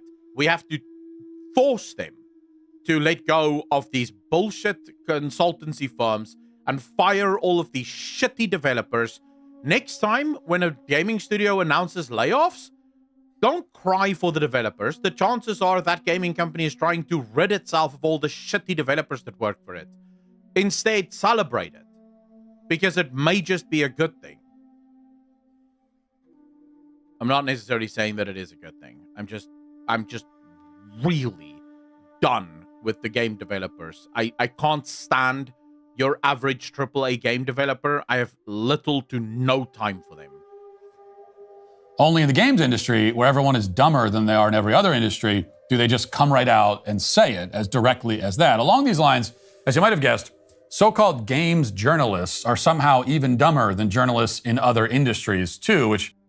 Of course they will be. How do you become, ladies and gentlemen, how do you become a games journalist? You fail at being a normal journalist, then you fail at actually standing out in college, and then you fail at being homeless and unemployed, and then finally you become a games journalist. It is quite legitimately the lowest form of journalism. How do I know this? Because I technically am a games journalist, and I'll tell you, it doesn't require a lot of skill. I mean, is really, really saying something. They're just completely unable to hide their real goals or display any hint of subtlety whatsoever. For example, in response to clips like this surfacing, games writers have produced several articles portraying SBI as the victim of a harassment campaign, by which they mean people are noticing what SBI is doing, and we know that on the left, the worst thing you can ever do is just notice. Noticing is the greatest crime of all. People are noticing, and so that's harassment. It's harassment to notice. For example, here's how a writer for the website Polygon, Joshua Rivera, has responded to people who are concerned about SBI. Quote, he says, quote, "In a just world, these clowns would have their Steam accounts turned off, their PlayStations bricked, and get booted from any respectable social platform." So, in the games industry, the journalists just come right out and demand that you're deleted from the internet if you dare to look deeper into their narrative or to question anything they say. Yep. So let's look deeper into the narrative in that case. In a recent podcast, Kim Belair explains that her company's mandate is to make every game political. There has to be diverse representation in all contexts, even in, say, World War I. Watch. A lot of the time, that kind of sensitivity work results in cuts of certain things or slight changes. But what I prefer to do, and I don't really call it sensitivity reading, but I think of it as just, bringing representation to something, is trying to build a narrative and a story that include moments and elements custom made to bring representation and joy to people.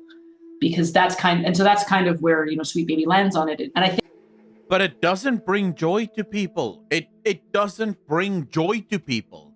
It's tokenization. That's literally what it is.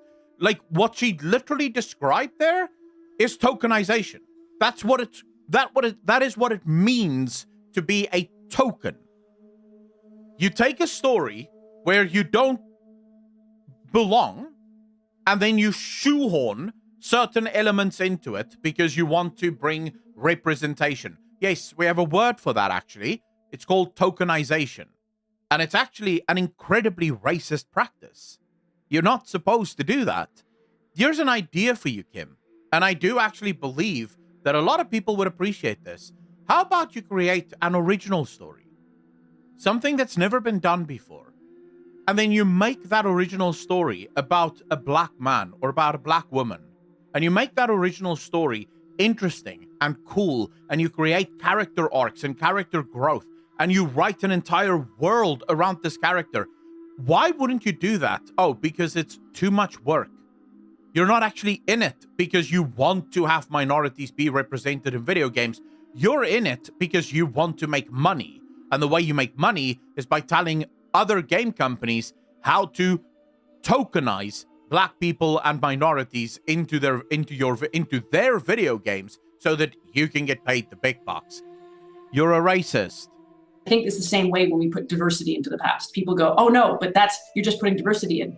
They don't even feel ready because they've been exposed to so much, whether it's whitewashed, whether it's just, colonized media, that they go, oh, there can't possibly have been diversity back then, because my understanding of it was that this was a homogenous time.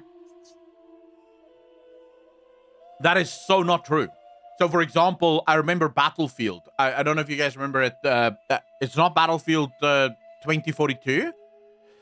It's the one just before it, where the lead female protagonist of the story, and even in the cinematic, was a girl boss with a prosthetic hand, just shooting the shit out of everything. Yeah, that's not people's misinterpretation of history, because people are so used to colonialized storytelling that they just didn't know of the female British soldiers. That is literally the history of it. There were no female British soldiers during World War I. There were a bunch of badass female fucking British nurses and doctors trying to keep soldiers alive on the front lines. But there were no fighters. You could have literally taken that fucking story and made it about a Russian sniper, and bam! Good story, because there were actual female Russian snipers in World War I. No one would have argued with that, because that is actual history. You decided to take the one nation that didn't have fucking female fighters in that war in the beginning and give them a female fighter just because you wanted to tokenize women into your video game. That's the problem.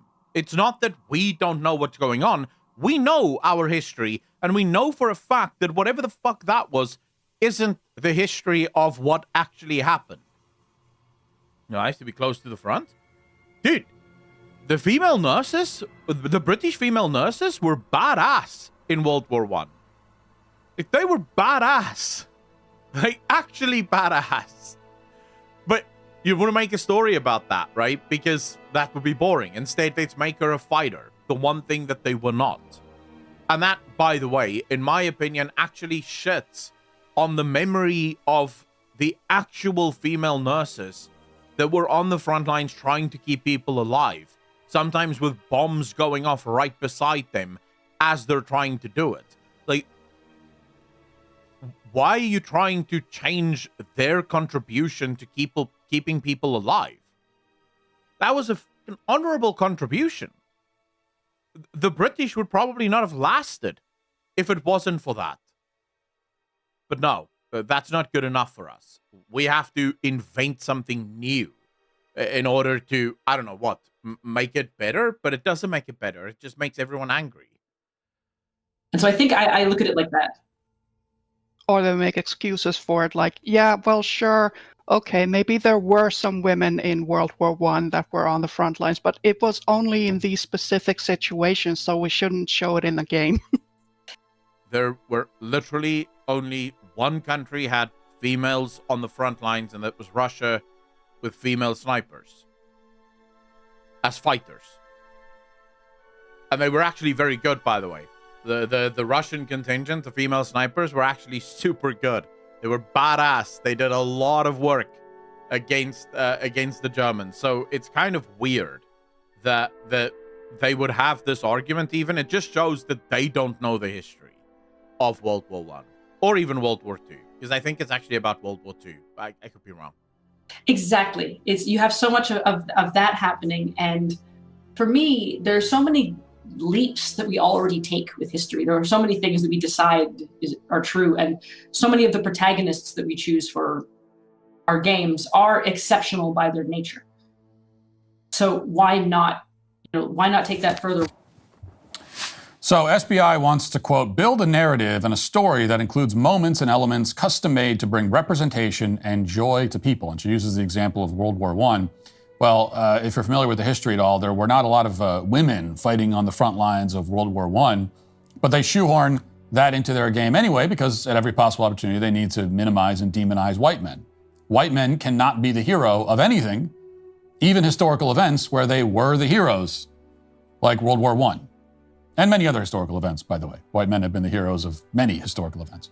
But, that can't be allowed to happen in games because they have to attack white men whenever possible. We're seeing this at all levels in the gaming industry. Here, for example, is Danny Lalanders. She reportedly used to work at Sweet Baby Inc. just a year ago, and now she works for a studio at EA, one of the biggest game studios on the planet. And watch as she explains why she doesn't hire white people on her team, because apparently they commit all kinds of microaggressions. Watch. I have a team of 21. I would actually say I would not even have been mad if they took World War I and they actually said that this is an alternative universe World War I, right? So they do add things like mechs and they do add things like hypersonic weapons and all the rest of it. Because then you're creating a brand new universe, right? Like, it doesn't matter. It's completely alternative. Who gives a shit? But the whole thing was that EA and DICE said that this is the most historically accurate game that they have ever made in the Battlefield genre. And it's all about the actual events and the feelings of World War I. And then it's a female protagonist with a British accent. And it's like, are we just ignoring the fact that this isn't historically accurate? What is actually happening here? Why are we not just doing this in an alternative universe then? Gamers wouldn't give a shit. We like alternative universes. And then, of course, everyone that got angry about it was immediately called a sexist. Not the fact that these people literally just invented history after saying that this is the most historically accurate universe we've ever made in Battlefield. That's not what we're angry about. We're angry at the people that's angry that this isn't historically accurate. And people were super excited to actually be playing the historically accurate World War I. Right now, for Validate, it's a pretty big team. It's a crazy big team for indie games. But who is your team? Validate has a team of mostly all people of color. We have no white people on our team. I did that because I wanted to create a safe environment. And I know the best way for an environment to be safe is to be around people who are just like me. And I'm not saying that white people in the industry are creating unsafe environments. I'm not saying that. That is not what I'm saying. Just want to be clear. When she does this, so when she goes, I'm not saying that white people are creating unsafe environments. I'm not saying that. Her mind, she understands that what she's saying is incredibly racist. She knows this, right? She knows the words that's coming out of her mouth is ridiculously racist. However, she's been indoctrinated and propagandized to the point where it doesn't matter. Because if she didn't know that what she's saying is incredibly racist, this line is completely unnecessary. Right? Saying, I'm not saying that white people create unsafe spaces. I'm not saying that. If she didn't even know that she was being racist, she wouldn't be qualifying this statement. Qualifying statements is almost always because subconsciously, you know exactly what you're saying and you know how it is being perceived and you know that the perception of what people are hearing is correct and you are trying to one-up them. You're trying to sort of pull the wool over their eyes and say, well, actually, even though it sounds like I'm super racist right now, I'm not actually being super racist. Like, don't worry about it. I'm just saying, I'm not saying that white people are problematic to work with. I'm just saying that white people are problematic to work with. But it's not racist, I promise. I am saying that sometimes it is hard to work with white people because they think that something made okay, but it was really a microaggression. And no one wants to deal with that while they're trying to make a game that they love. Now, notice that she doesn't say what the microaggressions were that these terrible white people committed. We can imagine maybe those nasty white people said something nice about her hair. Maybe they asked where she was from. Maybe they said, hey, cut that line of dialogue about building the wall. It's a little too on the nose. Who knows? You know, in any event, this is an employee of a major game studio straight up admitting that she doesn't hire white people. This is not an employee of a major game studio, Matt. This is an employee of an indie studio. She literally says that in the beginning of a racist speech. This is an indie studio. Indie, by definition, isn't major game studios, but I wouldn't expect you to understand that. You're not a gamer, so it's fine. People, and that's not just unethical, it's illegal. Okay, you're not allowed to do that. And it's the kind of thing that's usually left unsaid in major corporations, but it's standard practice in the games industry. Just come right out and announce it. Because you know, this is what makes people of color safe, which, by the way, every time this comes up, that people of color, quote unquote, people of color are unsafe against white people when they're around white people. It, on top of everything else, it's just like factually, that's completely wrong. A black person statistically is much more likely to commit an act of violence against a white person than the other way. And that's just, there's no getting around it. It's just a fact. I mean, I kind of feel like there's a lot to unpack there.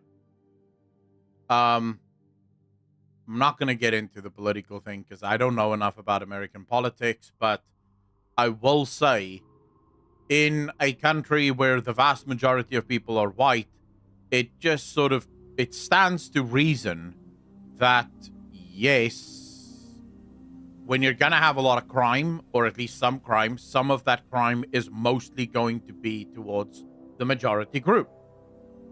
And then it doesn't really matter whether, you know, it's done by the minorities or by the majority. The overwhelming majority of recipients of crime is going to be the majority group because they're the overwhelming majority of people.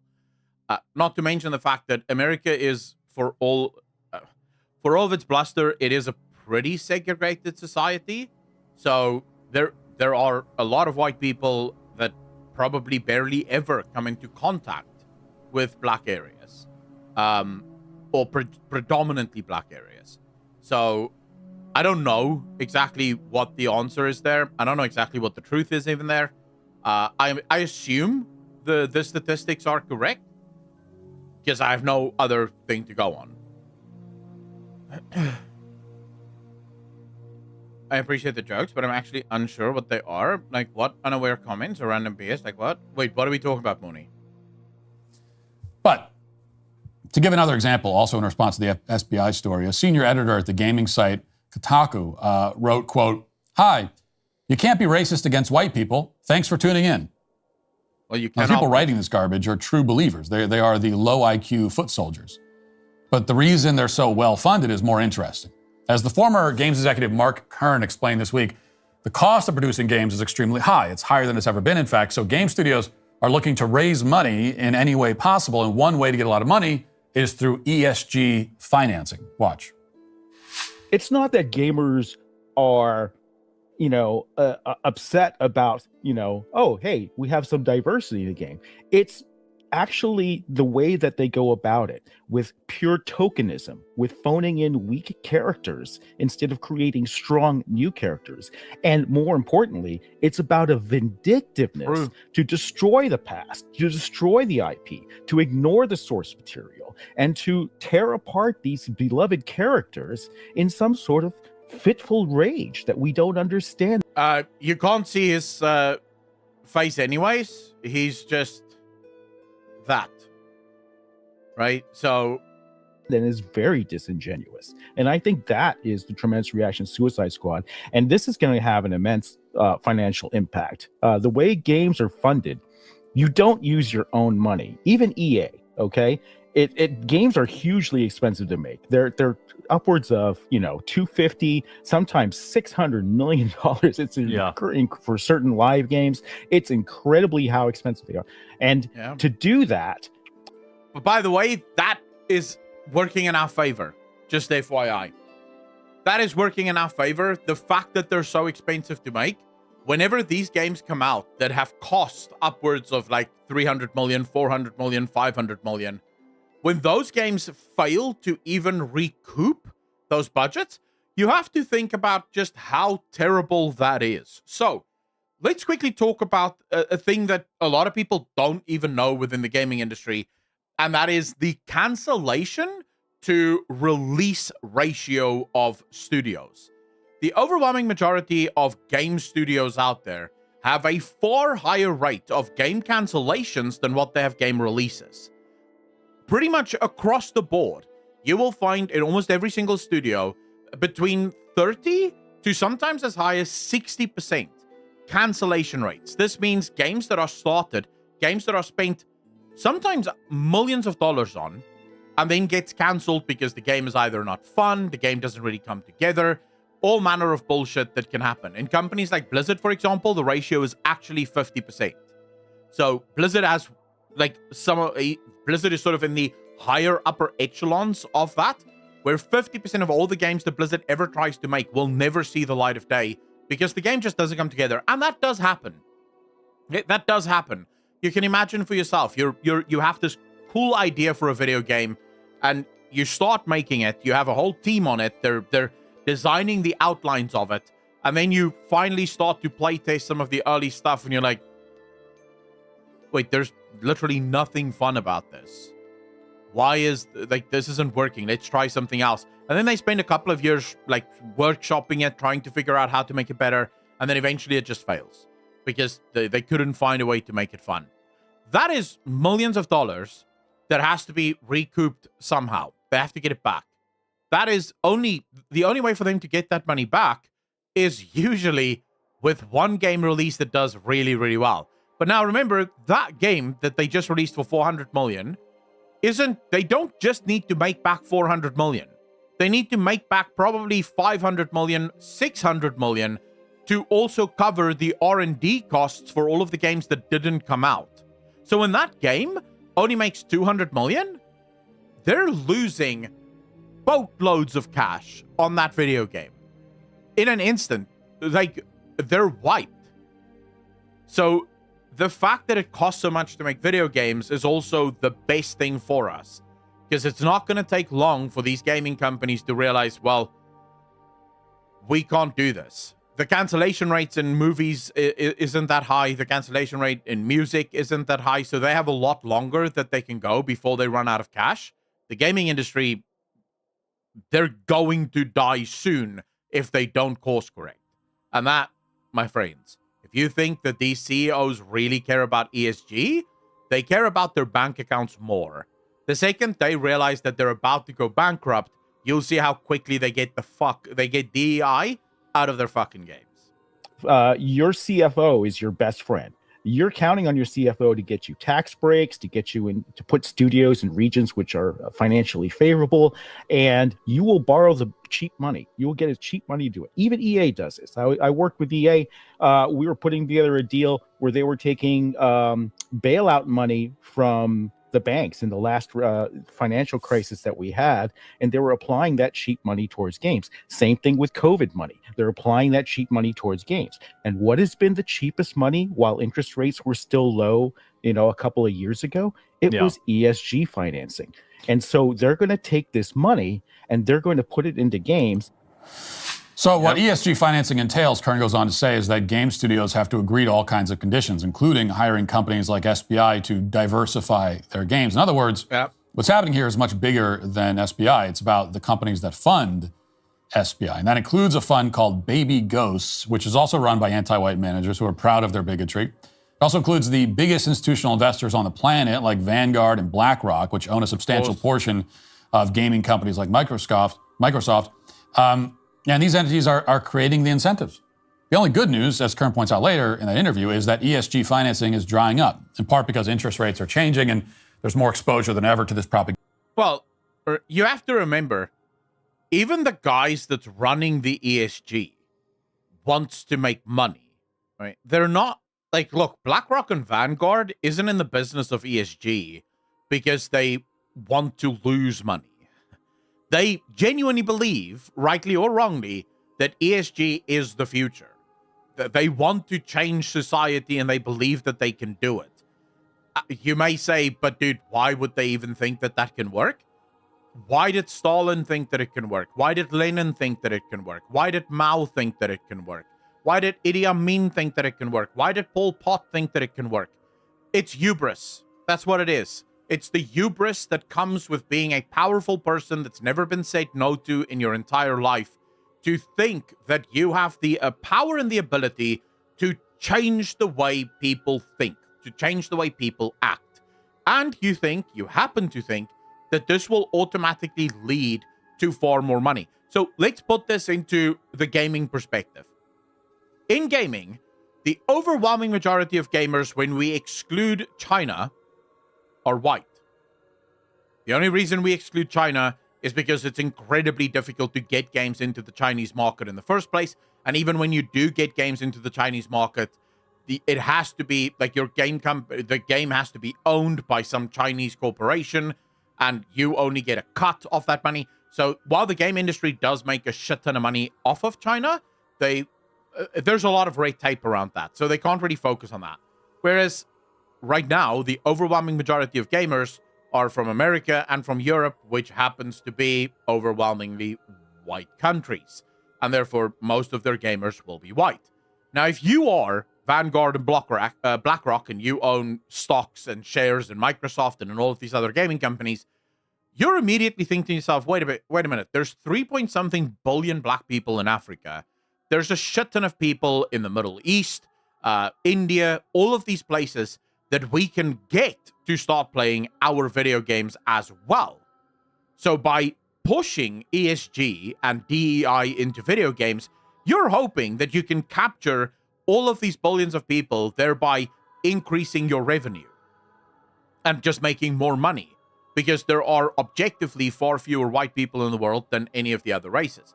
So it's a business strategy that on paper has to work, but it's not working for various reasons. Africa is incredibly poor. The overwhelming majority of people in Africa don't have computers to even play your video games.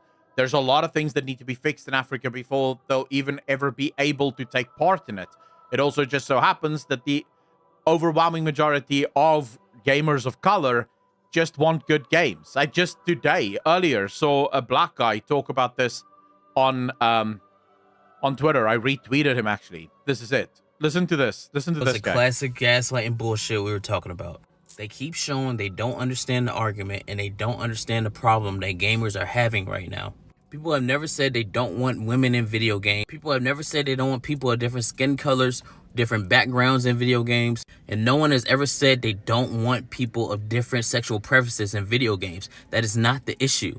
The issue people have is when you force these things and put them in front of everything else. I don't know if you noticed this, but I'm black. I've never once saw a video game and said, hey, why is this person not black? Because it doesn't matter what their skin color is. It matters, is the game fun and are they a good character? That's all that matters. I don't know if you remember Gears. Gears had a lot of different characters in it. No one ever complained about Dom being Hispanic, and nobody ever complained about Coltrane. So what the fuck are you talking about? It's not a small minority of people. It is a majority of gamers who have a fucking issue with this. And stop using the word marginalized. Just because I'm a different skin color doesn't make me marginalized, you fucking racist. Bro, based. This guy's based. They absolutely based. And that's what I'm saying. The overwhelming majority of gamers don't give a shit about this, right? They just don't want their games to be destroyed by political activists trying to turn their games into political propaganda. Propaganda, which makes it less effective. The U.S. government appears to be aware of that, and they view it as a potential problem. They want the propaganda to continue. And we know that because on its website, a nonprofit called Take This labels all criticism of SBI as harassment, and they're coordinating a response to it. What's Take This? Well, apparently, according to the website, they are a mental health nonprofit that's funded by the Department of Homeland Security. In other words, your tax dollars are paying for the defense of propagandists targeting children in the video game industry. For some reason, DHS is involved. And actually, it's worse than that. As The Intercept reported this month, quote, gaming companies are coordinating with the FBI and Department of Homeland Security to root out so-called domestic violent extremist content, according to a new government report. Noting that mechanisms have been established with social media companies to police extremism, the report recommends that the national security agencies establish new and similar processes with the vast gaming industry. Dude, what the fuck? So what this means is that the video game industry, without a lot of fanfare, has transformed into a tool of both propaganda and surveillance. I just want to say, if you're one of those people that think that, oh, well, this is going to get better under X, Y, or Z, I will remind you, for the last 15 years, it has been Republican senators and congressmen that have blamed video games and gamers for everything. Like, the second something goes wrong, it's the gamers. It's the gamers. Games are making children violent. Games are this, games are that. The only thing that's happening now is the Democrats have finally found a reason to join the Republicans. They have finally agreed on something. Games are bad, and gamers are bad as well. So, yeah, this is coming, boys. We're probably all going to get arrested. If you're listening to me, there's probably an FBI agent already monitoring you.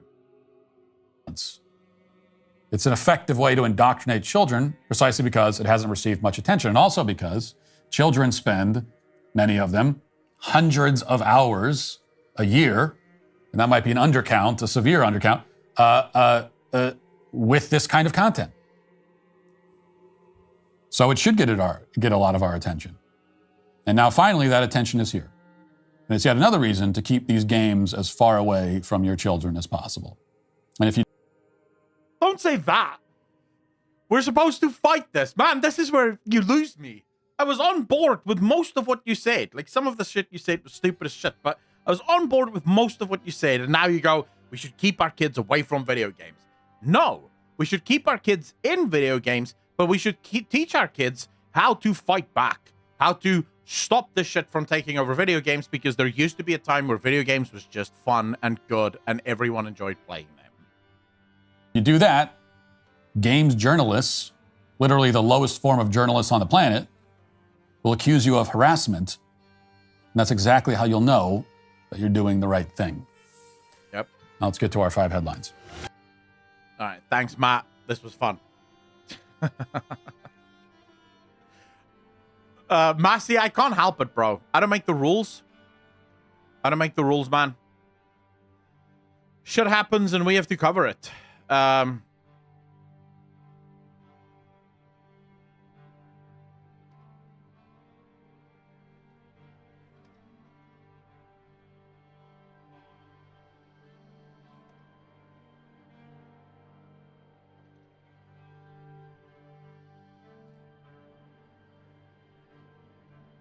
Telling you, these guys have very basic normal takes and try to pick it back and send conservative nonsense off of it. It's like one good take, 5 shit takes. Yeah, but you have to understand they're coming from their side of the culture war, obviously. Right? And I mean, it is what it is. There's literally nothing you're going to be able to do about that. Everyone, look, one thing you have to understand about this entire debate. Everyone that has come into this debate have already decided what side of the debate they want to be on. They've already decided that. All they're looking for now is evidence to inform and confirm that they are indeed on the right side. That's it. That's it. That's the whole truth and nothing but the truth.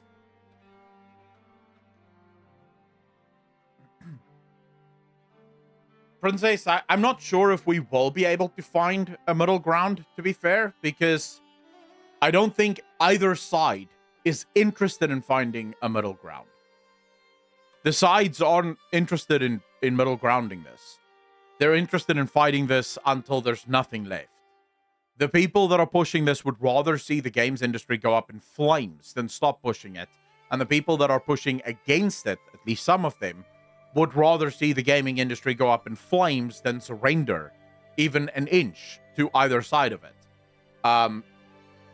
So all we can hope for is that voices like mine and voices like, I don't know who else is actually being very based about this and not joining a side. The problem is everyone I listen to has a clear side on this. But all we can hope for is that there's more people like me trying to save the games industry from itself and also from its worst detractors. So yeah, you know, I don't know what else to tell you. It is what it is.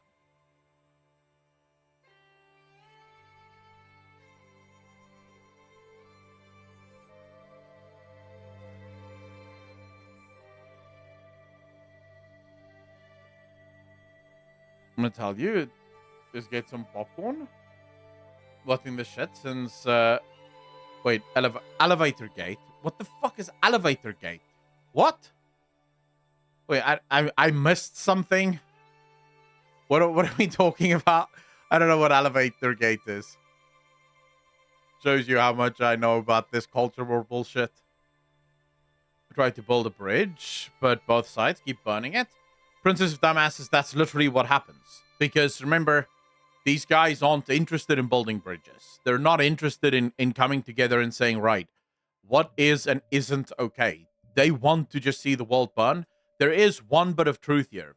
There is a lot of people in this that genuinely is just in this to make money.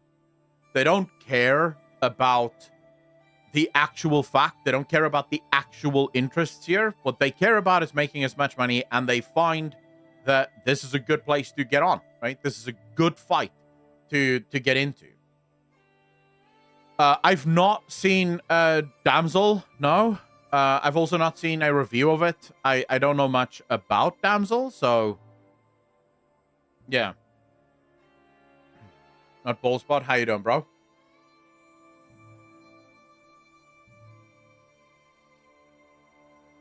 I don't watch a lot of series or movies. I did last night start watching Scandal again. I don't know if you guys have watched Scandal before, but if you haven't, you have to. That show is fire. The show is really good, man. And Kerry Washington, I think that's her name. She's hot as fuck. Like, holy shit, bro. Like, she is hot. It's a very good show. I enjoy it. I've heard of it, but never seen it. Bro, you have to watch it. It is a fire show. It's really good. Want to be Olivia Pope when I get older? True. I would say that, to me, is a show that did Girl Boss correctly. Because she's extremely feminine, but also uses her femininity very much to her strength, right? Started on Tumblr, made it a woke fascist echo chamber, and from there started attacking 4chan and other communities, then went into atheist communities during the spring of atheism and proceeded to attack atheists as sexist misogynists because one guy asked one feminist if she wants to go for coffee to his room at a convention. Holy shit. Is that how that? Wow. Okay. Alderson, 15 months part of the DJ Nation. Appreciate you, fam. Thank you, thank you, thank you. Far too kind, sir. Millie Bobby Brown is Feral Queen? I don't know who that is. Who's Millie Bobby Brown? It sounds familiar, but I can't put a face to the name. Twaki Kaki, how you doing, fam? Meeks, maybe I read your message and subconsciously it stuck because I literally, since last week, kept telling myself, dude, I should rewatch Scandal. I should rewatch that shit. I mean, yeah, last night I was just like, yeah, let's fucking go. Let me just watch it. Stranger Things girl, 11 from Stranger Things. You think she's hot? Or you think she's just a really good actress? Because I wouldn't say she's hot. Like, she's way too young. Although I haven't seen her, like, I don't know how old she is now. Didn't Tumblr eventually turn into Reddit? Is Tumblr still around? When are we getting a woke Dark Souls series? Dude, it comes from Asia. It will never be woke. You don't have to worry about that. I have no idea. I have no idea how... Dude, you guys should not ask me questions about actors. I don't know shit about actors. I know a couple of actors. I usually know the ones that I think is hot. And then that's about it. That's it. That's where it ends. That's where my knowledge of actors end. Oh, she's hot. What's her name? Ah, right. Cool. They remove the porn. She's 20 apparently. Like Henry Cavill. Not like Henry Cavill, no. Like, again, Henry Cavill is one of those guys that I can say, yeah, he's attractive. I can see why girls love that guy. But I would not call him hot. He is fire, though, because he's making Warhammer 40k. And fuck me. Why wouldn't we want that?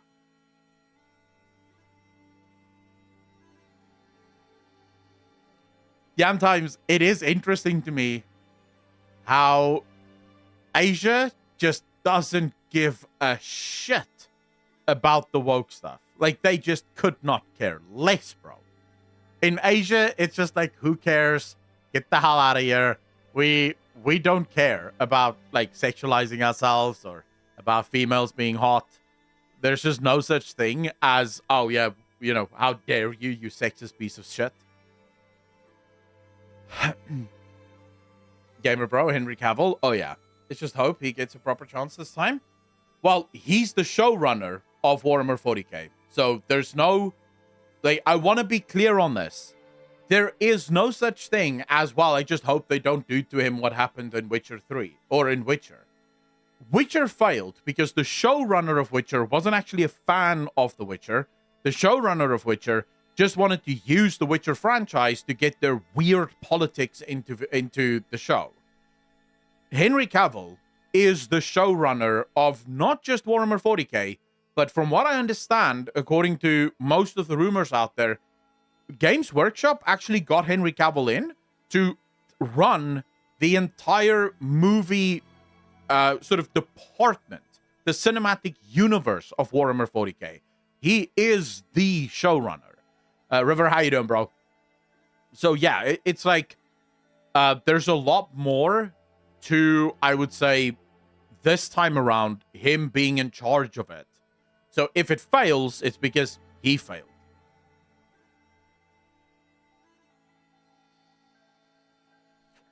Going fire about, yeah. He's in charge of it. That's the only reason he took it. So I remember watching an interview with Henry Cavill where someone asked him about his someone asked Henry Cavill about Warhammer 40k and his love for Warhammer 40k and whether or not he would ever be in a Warhammer 40k movie or series. And this was right after the Witcher stuff. And he basically said, only if I get to make the decisions.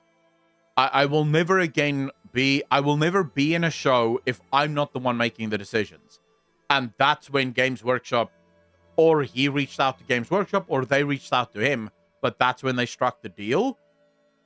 So whatever comes out of Henry Cavill's working with Games Workshop, you know it's going to be from him, and he's a fan of the show. So, yeah. Wait, who's going to work?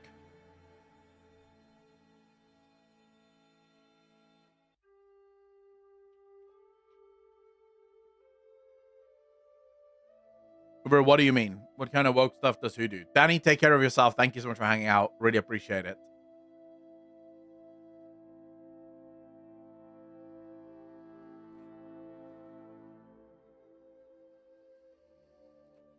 Roaming Firebat, you degenerate bastard. You degenerate bastard. He's a fan and he's hot. So what? If he wasn't hot, you wouldn't care. Like, you wouldn't want it anymore. But like, well, actually, he is a fan of the show, but he's not hot, so I don't care.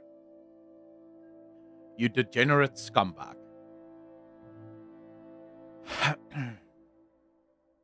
You should not be thinking like that. Boise TV, how you doing, brother? He's dreamy. Holy shit. What is wrong with my chat? Why is everyone so horny now? Like, what's going on, boys? Like, someone mentions Henry Cavill, and my entire chat starts dripping. What's going on? Being hot is always a cherry on top. Yeah, Slanesh is all over this chat at the minute. Vermouth, how you doing, bro? I disagree, but thank you. I appreciate that. I mean, it's Henry. Bro, I was horny an hour ago when I was talking about Ryan Reynolds. All right. It's fine. It's fine. But when I say Kerry Washington is hot, most of you are just like, nah. Yeah. Henry Cavill, oh, dripping. Ryan Reynolds, dripping. Kerry Washington, everyone's like, nah. Who gives a shit? Like, boys, seriously? Seriously? Like, where's my straight dudes at? Like, why is it only the bisexual and gay people right now making everything sexual in chat? Where's the straight boys? Come on, let's get some girls up in this bitch. Like, what's going on? At last, I've stepped to the worlds of 40k, Death Corp of Greek. Oh, man. That is a good place to step in.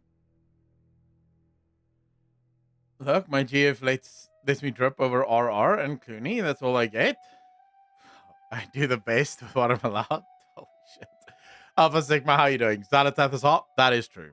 Xalatath is actually hot. Wait, you don't know who Kerry Washington is? How can you not know who Kerry Washington is, bro? Come on, man. I'll show you.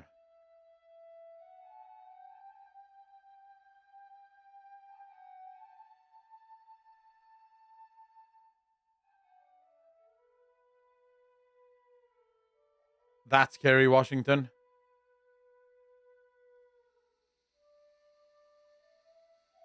Dude, we already spoke about Kate Beckinsale. And of course, Kate Beckinsale is like, dude, but she's like the queen.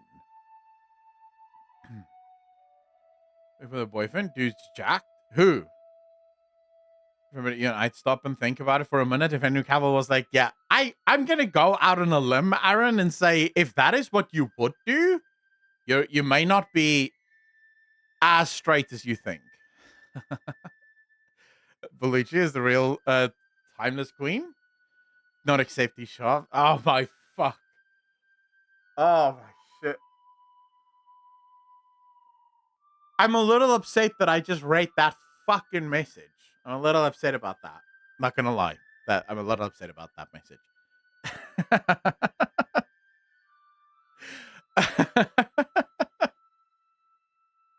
Lacey Rose from Game of Thrones. That's freaking hot. Who the hell is that? Straight as an arrow. He could be the Emperor, a temporary role. No. He can't be the Emperor. Can't happen. Because the Emperor is, I don't think, has ever been revealed. Like, there's no actual representation of the Emperor. So you can't have the Emperor in any show. No one actually knows specifically what the Emperor looks like. If I'm not mistaken, only the Primarchs know.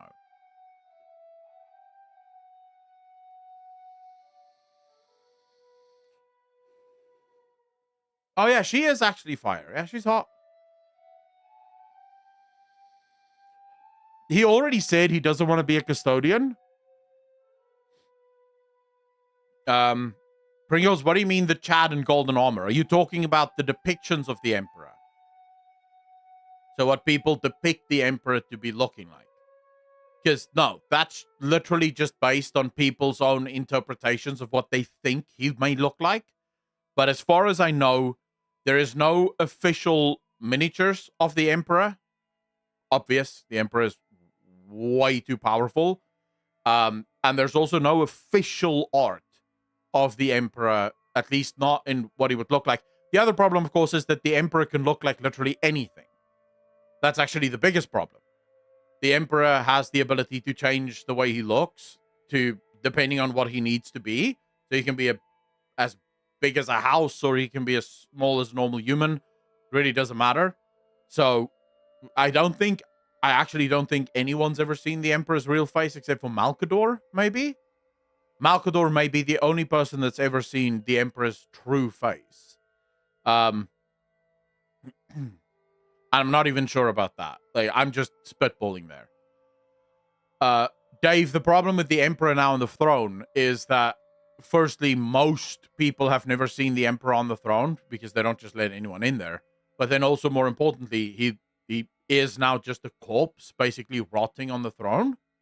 So what he looks like now would almost certainly not be I don't think you'd be able to even guess what he actually looks like, if he isn't on the throne, at least. Did the Emperor have a wife? Not that I know of. Almost nothing is known about the Emperor of Mankind before he revealed himself. Like, they know that the Emperor of Mankind has been around for a very long time. They just don't really know how long. Like, some people argue he may have been around since the very first humans. Others argue that he actually came a little bit later. Because apparently there's one guy that they think is actually an older perpetual than the Emperor. He's the only known, and I mean known as in the Emperor even knew that he was a Catholic. And even the Emperor had so much respect for this guy that the Emperor was like, well, yeah, just be Catholic, it's fine. Like, no one else is allowed religion, but that guy was allowed religion.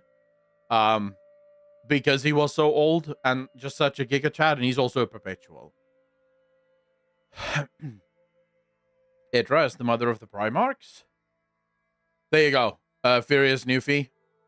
I'm saying Cavill wouldn't be Emperor because he is basically a skeleton. Dave, yeah, but it would all depend on what period Henry Cavill is making his show in. Like, we've had this discussion a million times on the channel. What would be the best place to start for a Warhammer 40k movie? Because, I mean, shit. It is a massive universe spanning over 40,000 years. And there's certain places that's probably good to start and certain places that's really bad to start. But I don't know where they're going to start. Maybe start in the 30k. Maybe do that thing where they start in the 40k. But then sort of explain a lot of things that happen in the 30k universe. Dave, I'm not entirely sure, because nowadays, whenever people say 40k, all they're talking about is the universe, right? So I hear very few people ever talk about, oh yeah, we're making my video is about Warhammer 30k. Because most people don't think about it that way. When you say 40k, people just sort of assume that it is within the Warhammer 40k universe, regardless of where on the timeline it takes place. It is just part of the Warhammer 40k universe. Like, even if you look at...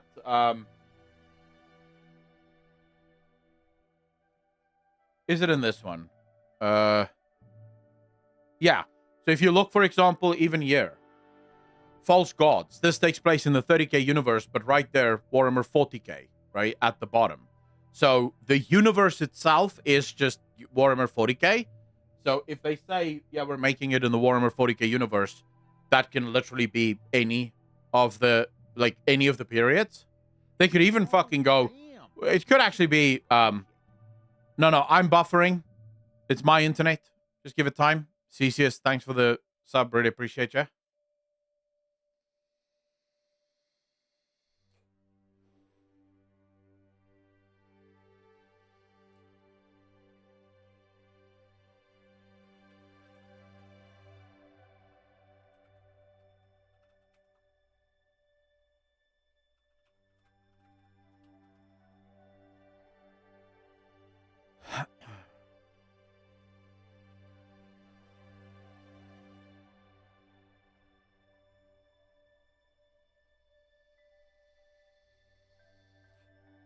Are we back? We should be back, right?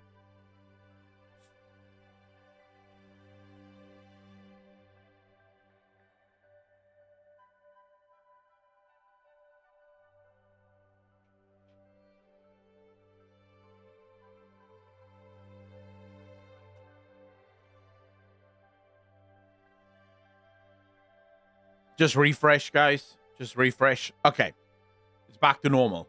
Yeah, okay. I want to say, CCS, thank you so much. 40 months, part of the DJ Nation. Appreciate you, fam. Thank you, thank you, thank you. Far too kind, sir. I don't know what's the last thing you guys heard. Hey, what's the last thing I said before shit started to go awry?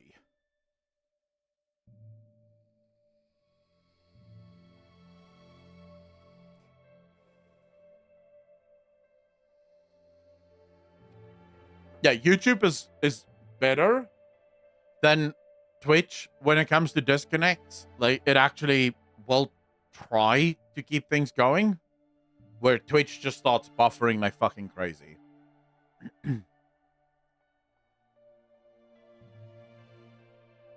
But yeah, YouTube has a much better way of dealing with disconnects. Just because it says 40K. Oh yeah. So yeah, the only point I was trying to make is, if you look at the back of this takes place in the 30K universe, but it says Warhammer 40K. So 40K is literally just the universe. It doesn't matter when in the 40K timeline it takes place. But I was thinking, you could probably even do a movie about like the golden age of technology, right? Or the golden age of humanity. Or even like the dark age of humanity. That could also be a pretty cool movie. Like, I think there's a ton of people that would love watching that shit. Like, just imagine humanity at its peak in movie form. Like, that should be fire.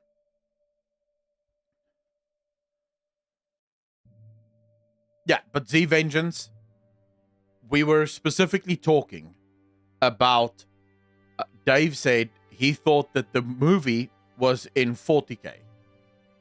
And I said, yes, when they talk about the movie, they say 40K, right? But 40K is sort of like the accepted vernacular for anything within the Warhammer universe. So if it is in the universe, it's automatically just 40K because everyone understands it sort of colloquially as, yep, in that universe. But then when you're actually talking about an event, that's when people go, so this took place during the 30K millennia or whatever. How many Warhammer books do you have so far? Oh shit, tons and tons. So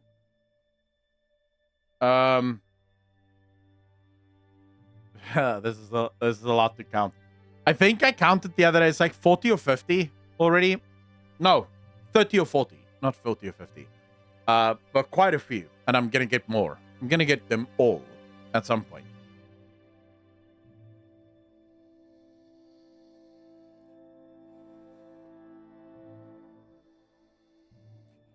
I mean, personally, if Warhammer is going to run a cinematic universe, then maybe it's worth running a cinematic universe on stories and lore that has not been covered in the books. That may actually be one of the safest places to start. So you don't start at the obvious places, like the Eisenhorns or even the Horus Heresy, if you really wanted to start there.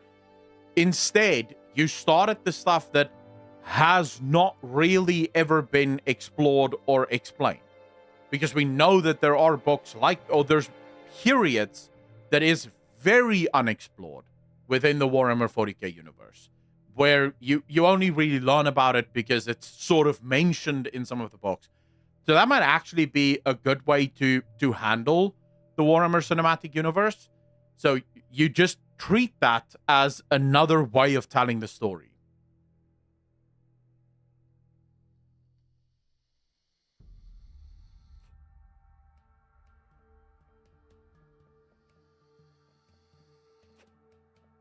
Watch Watcher in the Rain. It's some Watcher in the Rain. What's it about? I hope they make a series. Movies are too short. I hope they make movies and series and everything in between, bro. I want all the Warhammer. I would love to live in a world where there's 30 movies a year and all 30 of them is just Warhammer movies. Like, I want what people are currently complaining about when it comes to superhero movies. I want that to be my biggest complaint. Bro, there's just so many 40K movies now. Like, that would be the best complaint to have ever. I don't think it's possible. The Watcher in the Rain is horrifying. From Wastehammer. Finding some orcs. We need some Ultramarines on the first episodes. Gilliman, bro. I wonder if he would play Gilliman or the Lion.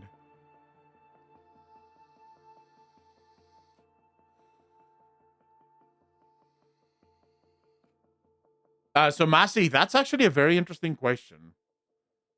That's actually a very, very interesting question. And it's a thing that I covered here, right? So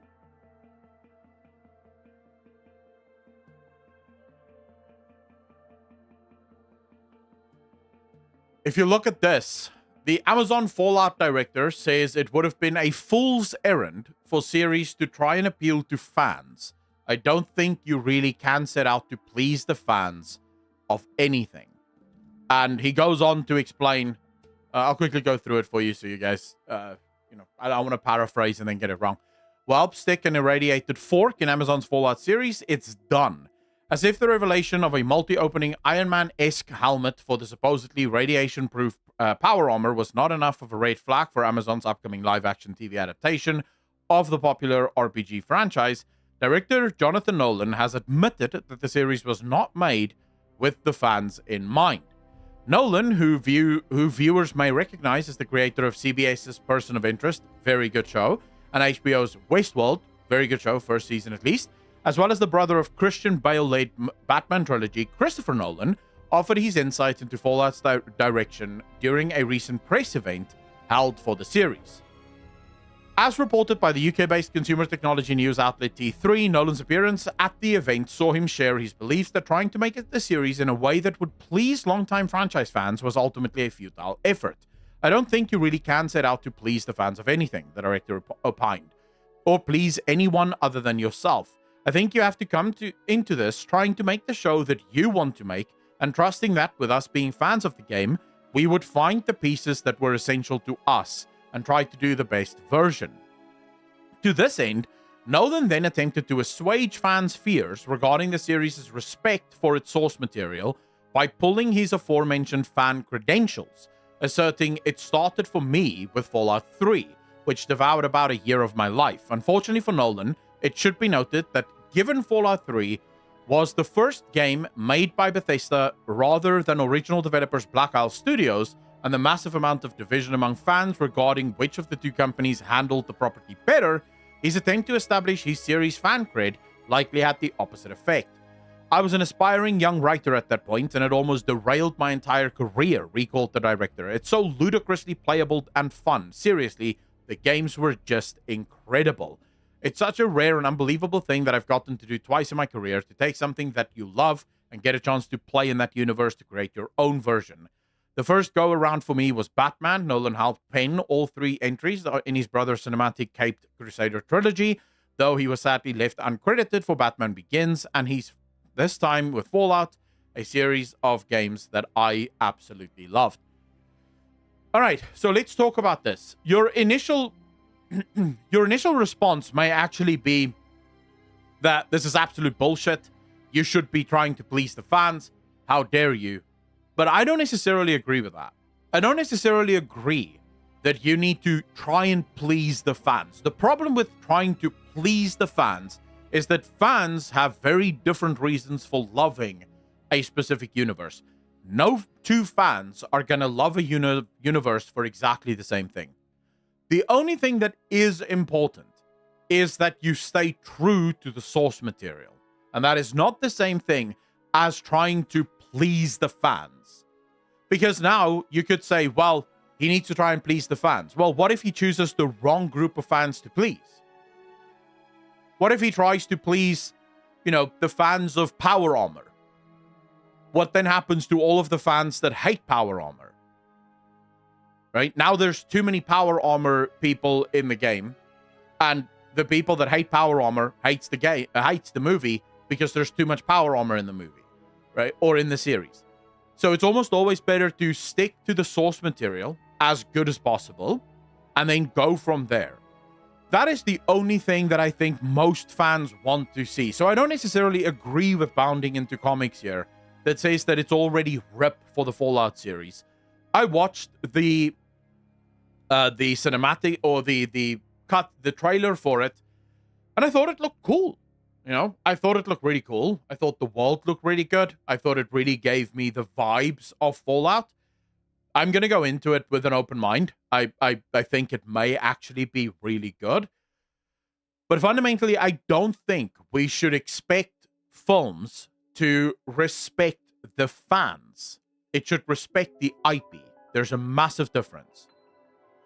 Fans are flaky. Fans are going to like different things, and everyone's going to like different versions of different things. What we don't want to see, at least what I don't want to see, is when you go into a thing and you completely rip it apart. So, for example, if Henry Cavill made Warhammer 40k and he made female Space Marines, I would actively be very much against that. Because it's well established within the lore that there cannot be female Space Marines. Females do not survive the process of making Space Marines, and therefore it does not happen. You can make a badass Sisters of Battle.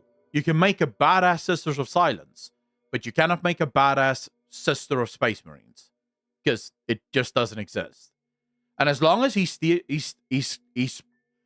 faithful and loyal to the IP, I think that's a better thing than trying to be faithful and loyal to fans. Because again, as I said, which fans? Because guys, as someone that makes videos about movies and not about movies so much, but about video games, I can tell you the things that I love about video games and the things that other people love about video games is oftentimes not the same thing. Like you get one story in World of Warcraft, and I love this element of the story, and then there's people going, dude, I thought that was super boring. Instead, this was really the cool stuff. I'm like, wait, what are you talking about? How's that the cool stuff, but this is boring? So, yeah, I would argue from Fallout to Warhammer 40k, just stick to what the IP is all about. And let the fans figure out what they love about it on their own, right? Keep it open-ended. Keep it as open as possible. And for the love of fuck, make sure that everyone feels welcome in your show. Like, the last thing I want to see in this Fallout thing is bad-mouthing men, all sorts of feminist tropes and bullshit. It's fine. If the main character is a female, great. No problem with that. But please do not make this political.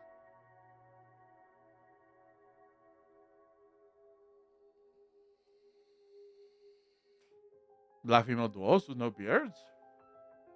People can say or think what they want about Arch, but he put it in the best way possible. If you want female Space Marines, go for it. If you want Rainbow Marines, sure, do whatever you like with your minis in your game, as long as Games Workshop doesn't do it in unofficial canon. Stephen just, yeah, well, I definitely agree with that. I don't think there's anything wrong with it. If that is what you want to do, yeah, sure, you're more than welcome to do it. But we are talking about the official canonical version, obviously, right?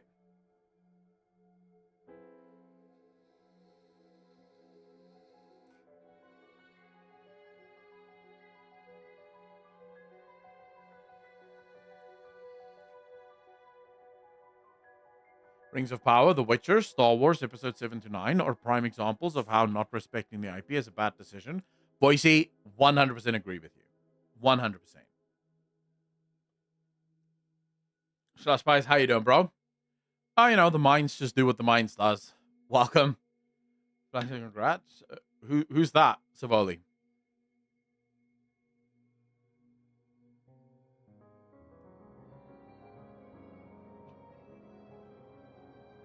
I would say Warhammer is probably one of the few universes out there that truly is for everyone. Insofar as there is something for everyone. You want gold bosses? Bro, go look at the Sisters of Battle. Holy shit. Like, you want to talk gold bosses? They're the ones, right? Go look at the Silent Sisters. You want badass dudes doing badass shit? Look at some of the guardsmen. Look at the Space Marines.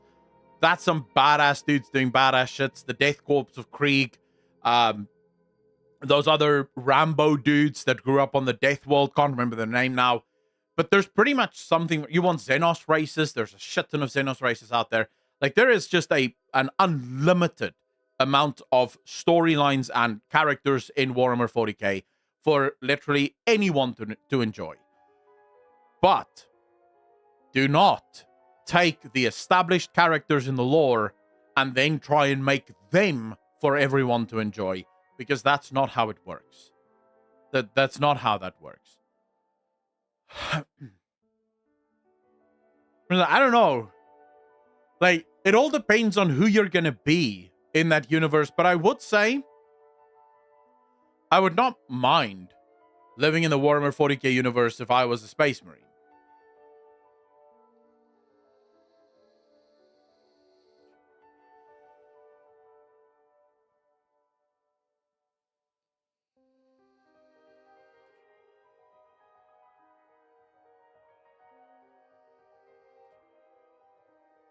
To decorate their armor. Holy shit. Embrace the Chaos Echo? No. I will never be a servant of Chaos in Warhammer 40k. If 40k is real life, Chaos can suck my dick. I will always be loyal to the Emperor, bro. For loyalty is its own reward. You don't need Chaos when you have loyalty, fam. You said you were making a Warhammer. How's that coming along? It's happening. It's coming. It's slow because I have to edit it myself, but it is coming. What about being a noble in a paradise world? Sidious, but that would be boring, bro. That would be like the whole reason for wanting to be in the Warhammer 40k universe. And then you're just a noble on some paradise world. No. You want to be in the thick of things. You want to be a Primarch or a Space Marine, right? You want to be a badass. We have Anarchy here in Chaos. Well, I want money. Rogue Trade, because money. Mortifactors are badass. Don't say that, Akos. Lanesh would love to do that. Yeah, well, if you are going to follow one of the Chaos Gods, I'm going to assume Slanesh is probably the one. Like, it's probably of all of the Chaos Gods, Slanesh is the best one to follow. Chaos Cookies are the best. Oh, shit. The Horn Dogs are out in full force in this chat today. I follow Zeech. I heard Warhammer and was summoned to this location. Welcome, Amelia. Welcome. Yeah, it is what it is.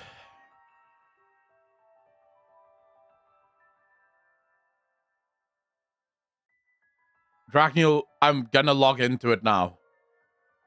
I'm actually, as we speak, busy updating all of the categories for it.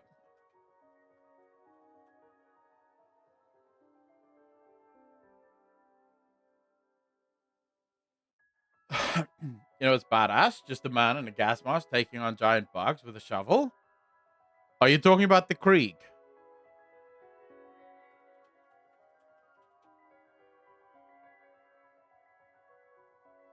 I assume you're talking about the Krieg.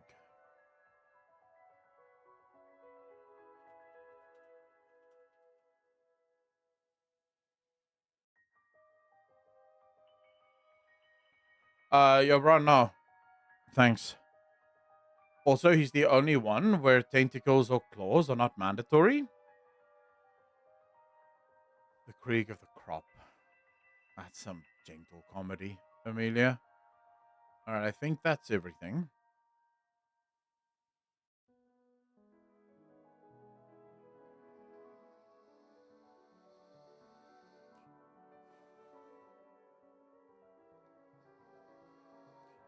Man, why do we have to go through this the whole fucking time?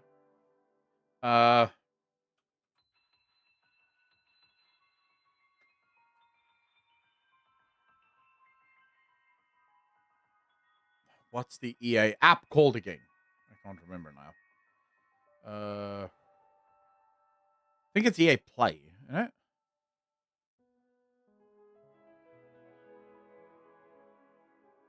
That's fine. I have to launch that because apparently it won't launch on its own.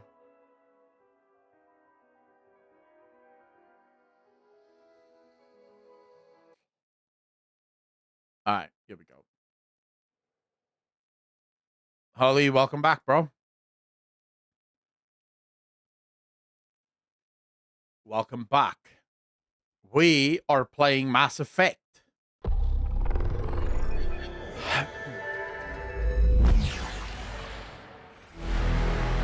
Because the galaxy isn't going to save itself.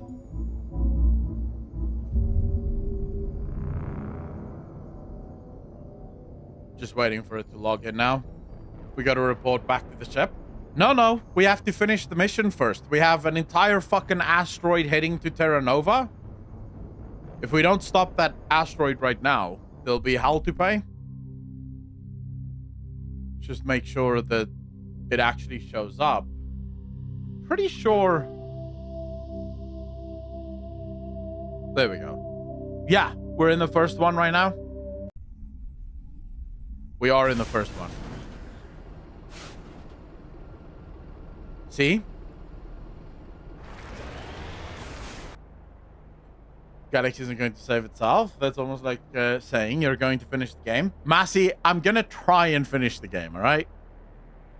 I'm going to try and finish the game.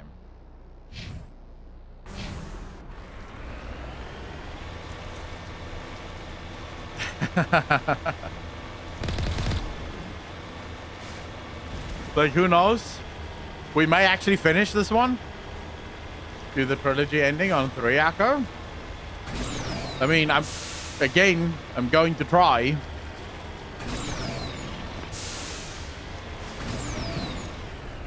I have played Enshrouded. It's quite fun.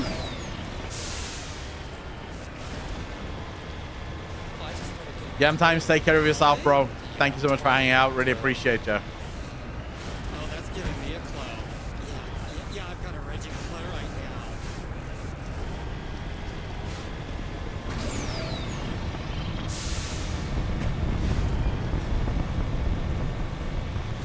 We should be able to attack this one by one.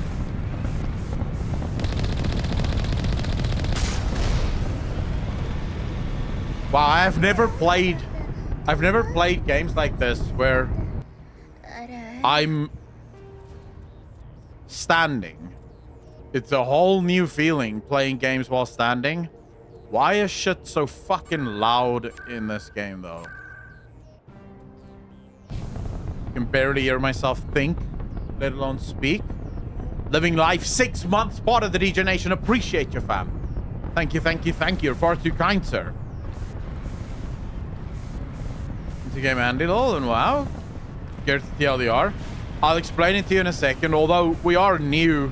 We're in the beginning of the game, so...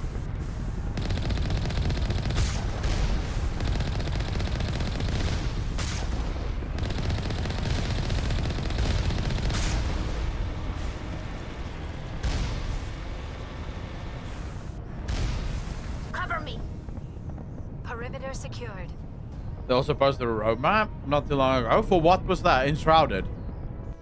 Enshrouded is a pretty fun game. I have no problems with Enshrouded, to be fair.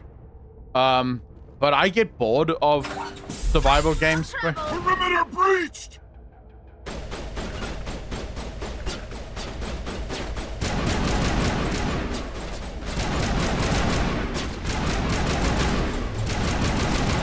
Release the Baron!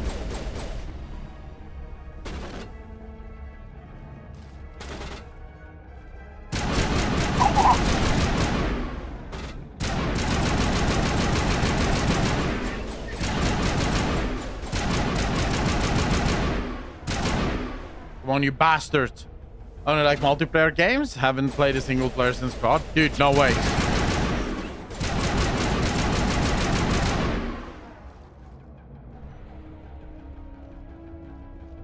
I prefer single player. It's very weird to hear people say that. I'd rather play a single player game, quite frankly. Like, this is my shit. Oh, look at this guy just hanging out. What's good, bro?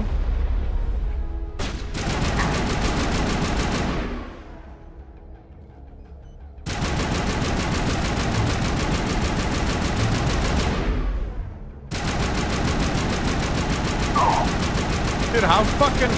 Holy shit. Alright, this guy clearly has way more power than I thought. Where is he? Keen released a roadmap with a lot of cool features. Like what?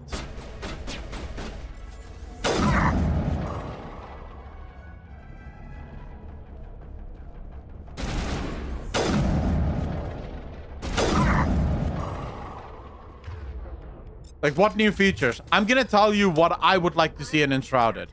So if it was up to me, if I was the one making the decisions for Enshrouded, one of the key things that I think Palworld sort of spoiled this for me, but I hate the micromanagement of survival games. I don't like the idea that I have to go out and do all of the mining, do all of the the chopping of trees. It's super annoying for me, at least as a survival player. Whereas Palworld made it so easy because you gather all of these pals of yours and they do most of the mindless grind so that you can go out and actually explore and have fun with it. So if that's something coming to Enshrouded, where those people that you collect actually start helping out, I would actually love that. That would actually make me play Enshrouded again. And okay, so Holy, you were asking about Mass Effect. I can't really give you a TLDR without spoiling the game in its entirety, because I've obviously played this game a shit ton of times before. So I'm literally playing this because there's a bunch of people in my chat that are just completely degenerate and have never played one of the greatest games ever made. Ever. And I'm not even being hyperbolic here. Mass Effect 1, 2, and 3 is an absolute must for any gamer that claims to care about storylines. This game is phenomenal. But effectively, all you need to know, I'm just going to give you right up into where we are right now. We have found out that a Spectre called Saren has betrayed the Council. And we are hunting down Saren because Saren attacked a human colony out in the Traverse, which is a sector of space where humanity has gone to colonize some of those planets, and they've attacked it working with the Geth. The Geth is an AI race that was built quite a lot of years ago by another race. I wonder if I'm currently playing with her. This girl. Her race built the Geth. And then there was a whole thing with the Geth that we'll get into during the game. But yeah. That's where we are right now. Blame me, but it's also a game I think I prefer to watch over play myself, so I appreciate this playthrough. Hey, I'm happy to provide you guys with some entertainment.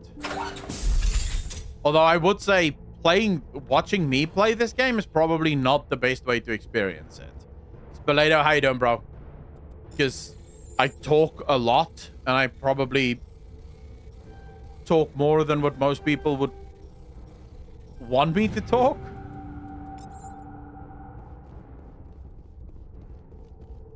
Like, I never know what the actual balance is. Like, what's...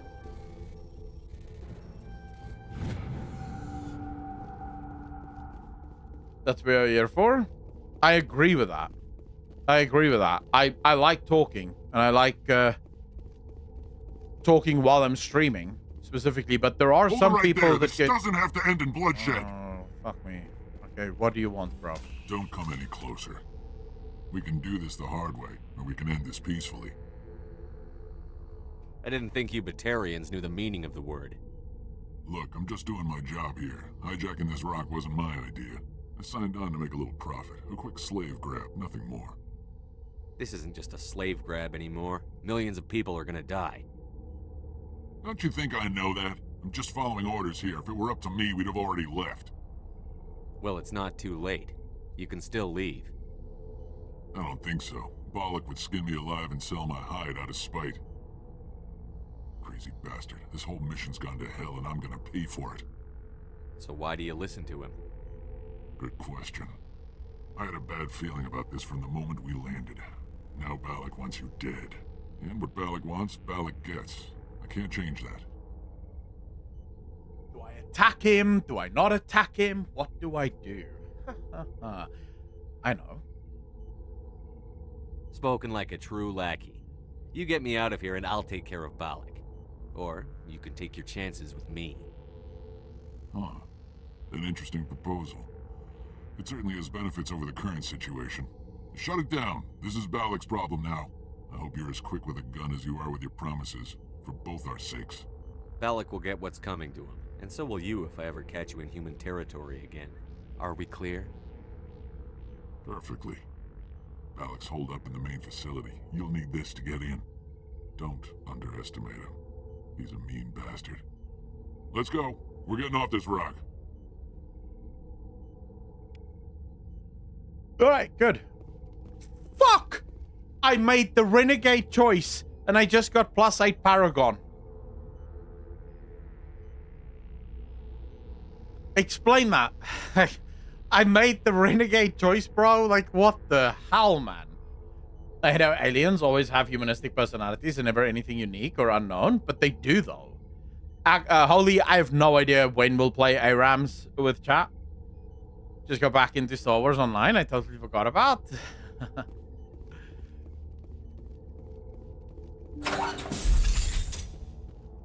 Alright, here we go. Wait, did it say hard? No, it's not hard. Yeah.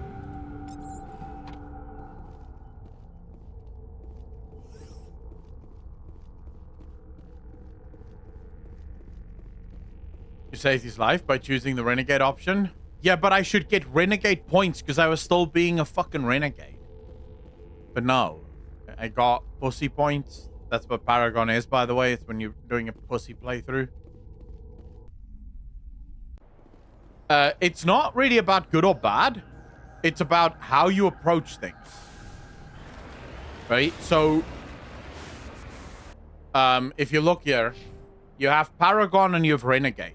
So Paragon tries to always find a peaceable or at least mutually beneficial agreement with everyone. Renegade is more the kind that I will sacrifice 1,000 people for 1,000,000 to live. That's the difference. Right? So the Paragon is going to try and not kill anyone, whereas the Renegade is more like, yeah, don't give a shit. If 1,000 needs to die and I have to kill all 1,000 of them, then so be it. Dude, how do I just keep getting all these points? Like, what the...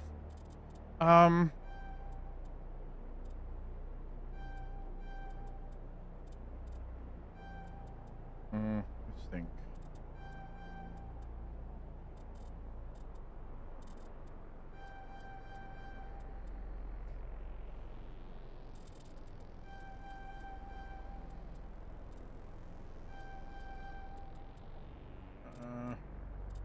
Do I want to put any in first aid?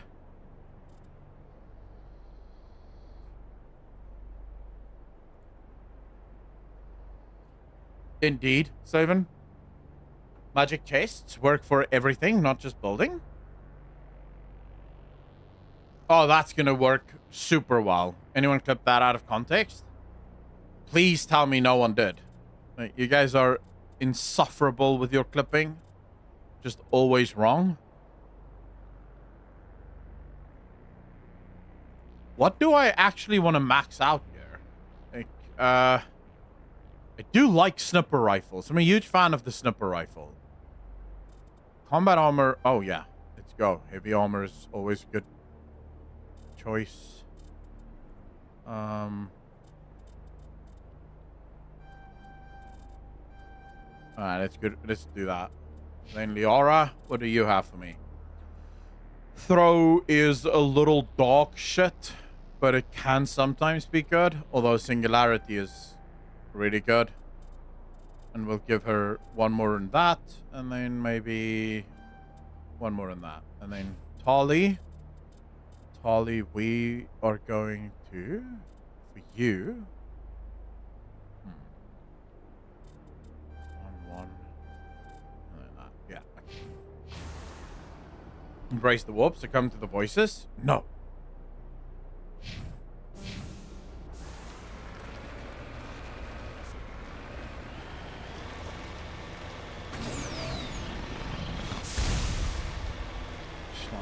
Out this long. I'm off to bed. It's almost 1. Princess of Dumbases, thank you so much for hanging out. Really appreciate it. Take care of yourself. Thank you, thank you, thank you. You don't need healing if you kill faster. Some of these fights, you're gonna need healing.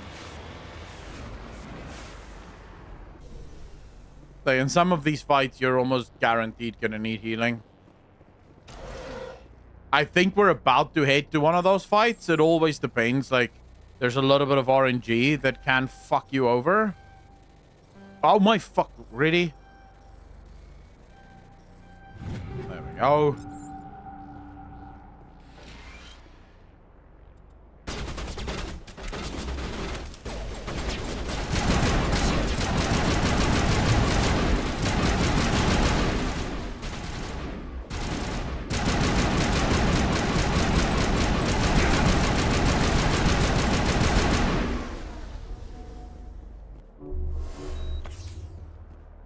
Dude, why is my gun so shit against the drones? And why are you guys still hiding? Who's... Wait, where's the guy that's still attacking? What? Oh. Alright. Is this on our moon map? No way the Earth would look that big from there. No. No, no, no. This is not the moon map. So, for those of you that only just tuned in, perimeter clear. That is Terra Nova. It's one of the planets that humanity have settled on. There is currently a mad fuck that has taken an asteroid and basically used rockets on the asteroid, and he's pushing the asteroid into Terra Nova, trying to basically destroy the planet. And we are on here trying to stop that from happening.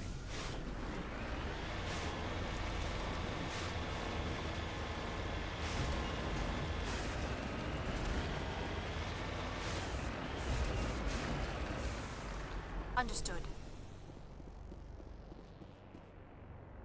Looks like he died from a single shot through his helmet, likely from a sniper. Whoever killed him didn't even bother to search his body. There's still equipment in his service bag. Need more space, Dark Elves? You guys are way too fixated on Warhammer 40k. This game isn't Warhammer 40k. Although Warhammer 40k in this type of genre would be super cool. Gotta fuck a god into existence to fix this. True. Jed is gone from the stream. Ricky. Yeah,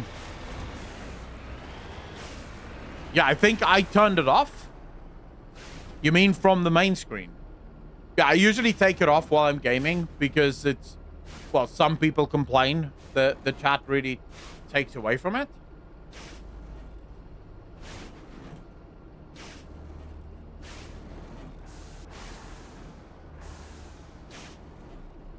I don't know if I even have chat.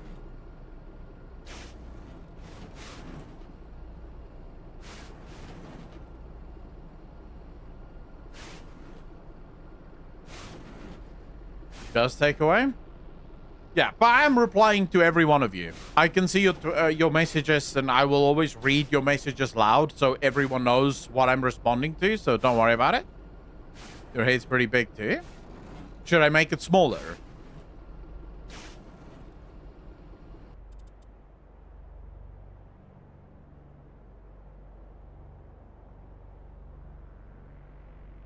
How about that? How's that? Better?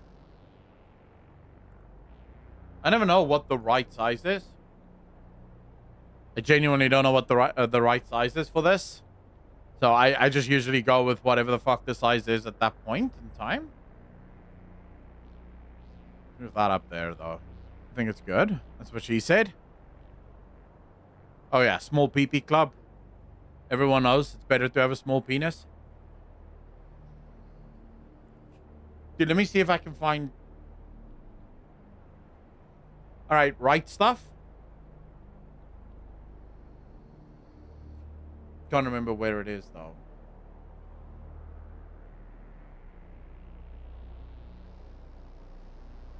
There we go.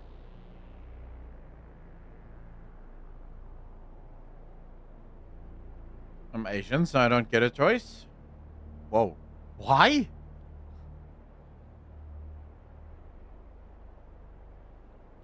There you go. Chat's back on the screen. Are you guys happy about that? Does this make everyone happy now?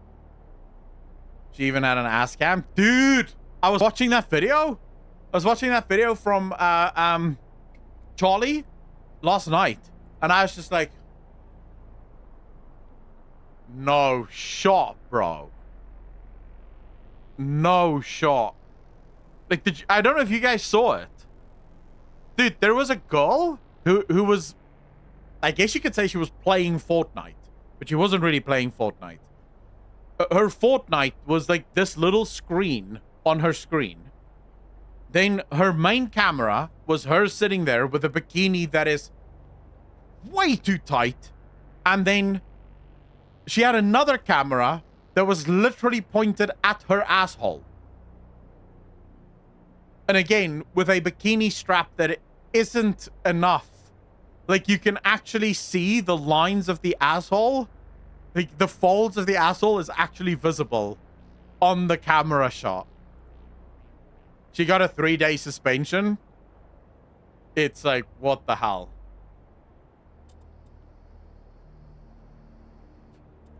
Yeah, I mean, she made a ton of money, and everyone knows most of these girls push for that 3-day ban because that 3-day ban actually helps them grow.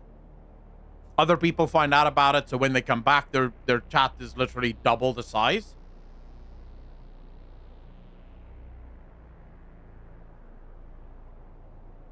Well, Roaming Firebat, it's not so much. So that girl with the bikini and the camera right up her bumhole, it's not so much that the 3 days off is just 3 days off. So there's a number of things that happens when you get banned or when you get a suspension on Twitch. So during the 3 days that you are suspended, any and all subscriptions that would have auto-renewed immediately gets turned off. You don't get auto-renewal. So you do actually lose a ton of money. That part is true, and that's usually the part that most people use as defense of Twitch, saying, no, Twitch is actually taking care of this, because that 3-day ban tends to mean like a massive loss in income. Some people calculate that it's up to about 25% of your monthly income that just disappears as a result of that 3-day ban. But here's what people do not keep in mind. The validity as using that as a growth strategy, which has proven itself to be one of the most effective growth strategies on Twitch. Do something incredibly controversial, get suspended for 3 days, and come back with sometimes double the audience. Like, it's not a surprise that a lot of these, let's just say, bikini streamers on Twitch always pushes the envelope, always tries to push as far as humanly possible, and sometimes pushing way further than what is humanly possible. It's not because they, like losing 25% of their income. It's that they know that they're going to make more than double than that back once they get back into it. Because remember, when you get banned from Twitch, there's tweets about it. People tweet out about you being banned from Twitch for whatever reason. People complain about it. You might get Asmongold to tweet about it. You might get Charlie to make a video about it, right? So you get a lot of news about your ban on Twitch. That immediately means, like, just to be clear, there's no such thing as bad publicity.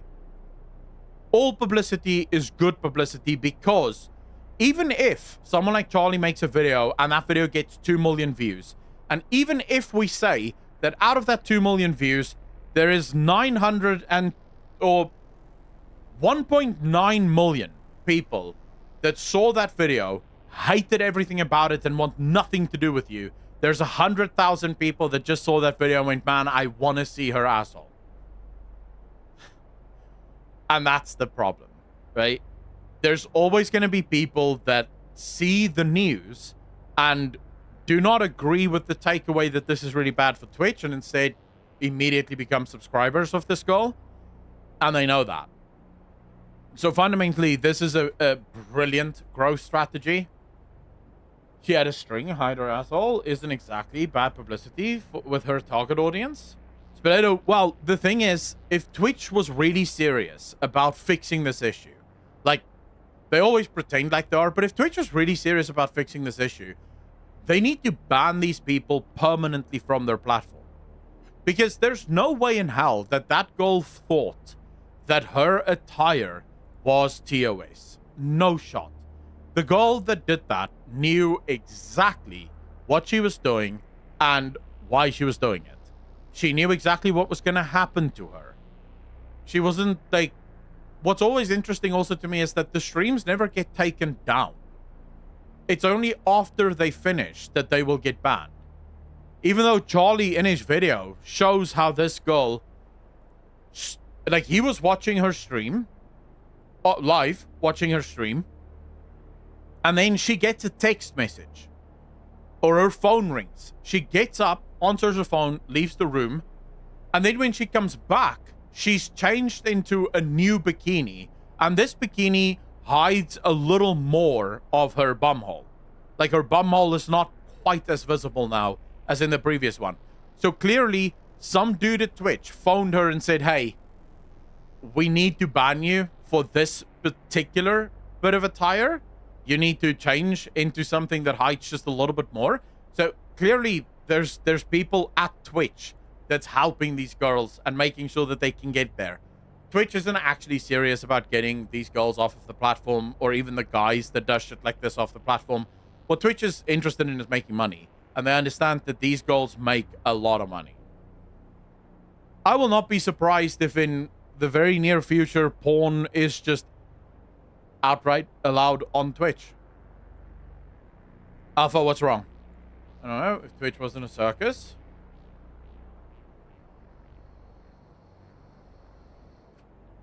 Like, I genuinely think that that will happen. More than a bloke who paints Warhammer 40k figurines or a guy who plays games. Yeah, of course. Dude, have you seen these girls' chats? Like, the one thing that they may not have the same viewership as some of the guys on here, but they definitely, I think, make more money than the guys on here.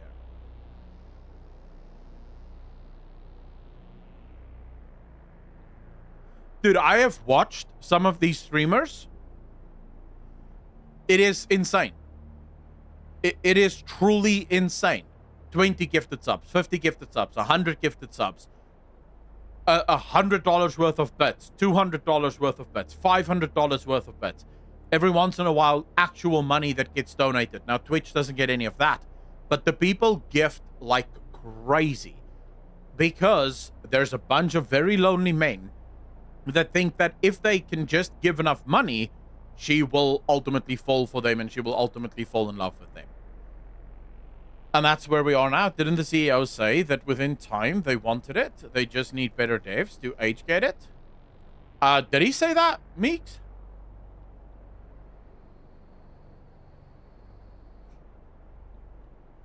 I don't know about that, but the one thing that I think currently will stop Twitch from actually doing that is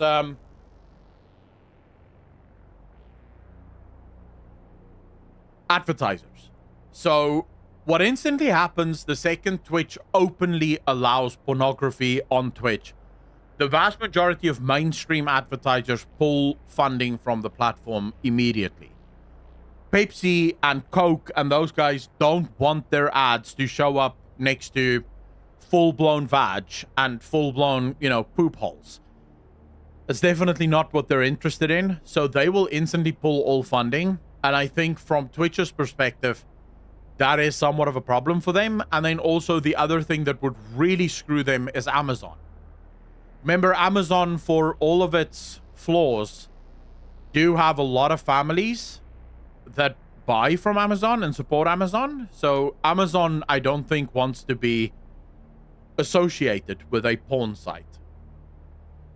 So even if that is the dream for them, I would say probably not gonna happen.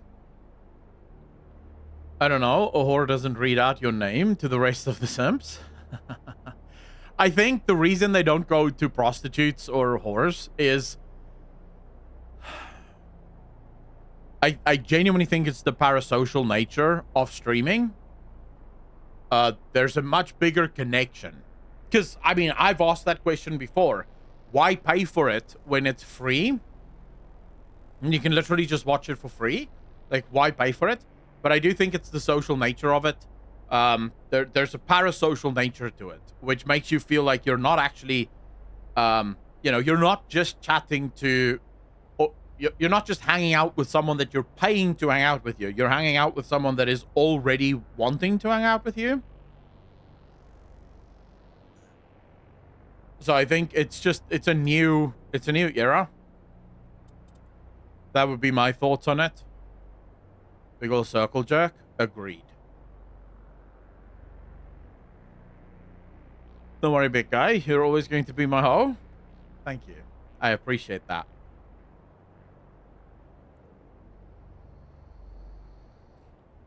Akko wants to hang out with us. Well, I wouldn't be here if I didn't want to hang out with you guys.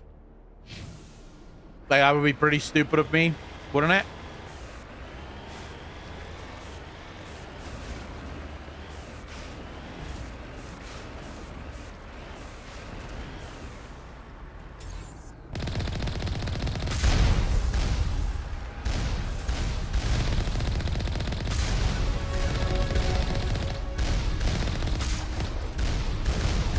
Oh, fuck no.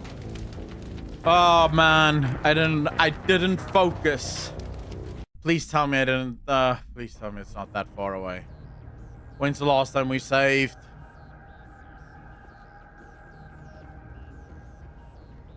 Very far away.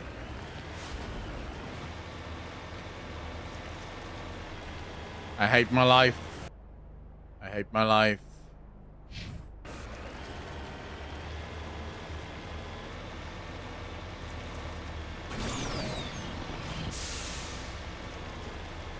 Nothing about big streamers. The chances that they care about their small donations, subscriptions are minuscule. Oh yeah, I mean, if you're a streamer my size, for example, a $50 donation is a lot of money. If you're a streamer with thousands of subscribers, $50 is nothing, right? But it's sort of like the same thing. Do you think Bill Gates thinks about $50 the same way you do? No.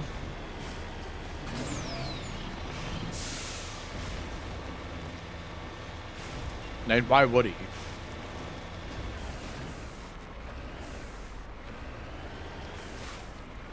Alpha Sigma, you have no idea. I purposefully didn't want to show it on stream because the goal is banned and Twitch gets a little weird about showing people that's been banned on their site. But oh man, I'm not going to be able to make it through here.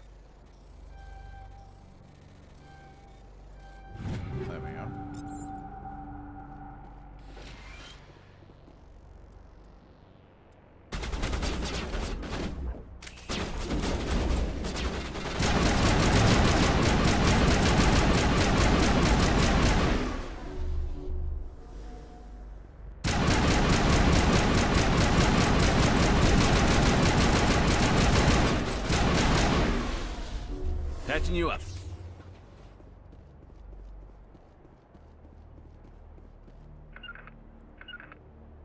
Go, go, go.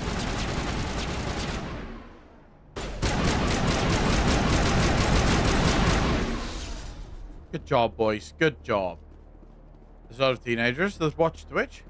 You see, I've never been a fan of the argument, think about the kids, Alpha Sigma. The problem for me with think about the kids is your kid should probably not be on Twitch. If, like, I'm sorry. I know that Twitch's official age is 13, but if I had kids, I would not allow them to be on Twitch. Like, fuck no. Why would you trust a random stranger that you have no idea who it is, literally talking to your child, infecting your child with all manner of bullshit that you have no idea over, right? You have no idea what this guy is telling your kids, what this guy is relaying to your children, from political bullshit to lifestyle choices to whatever the case might be, right? And we already know that kids specifically can look up to streamers as if they're like literal celebrities. Pal, how you doing, bro? 13, and she doesn't have a phone. She hates me, but she'll thank me later in life. Oh yeah, bro. Good fucking job there. Very good job on that. I genuinely think that you're taking a massive risk with your child, and it's a risk that has no upsides whatsoever. There really is no upsides to having your kid watch Twitch. None whatsoever. There is only a potential risk for massive downsides. Because at least when it comes to movies, you can sort of watch the movie first, make sure that the movie is perfect, it's fine, and then have your kid watch the movie, right? So you can sort of control what goes into your child's mind with movies. The same with music. You can listen to it and it's great. With a stream, you can't do that because you don't know what I'm going to be talking about today before I talk about it. There's just no way for you to know. So I could literally be sitting here filling your child's mind with all manner of bullshit and you wouldn't even know about it. And what's worse, your kid worships me. So your kid automatically wants to be like me, which is just bonkers. My 13-year-old nephew used to be an Andrew Tate fan. There's a bunch of young boys that's super Andrew Tate fans.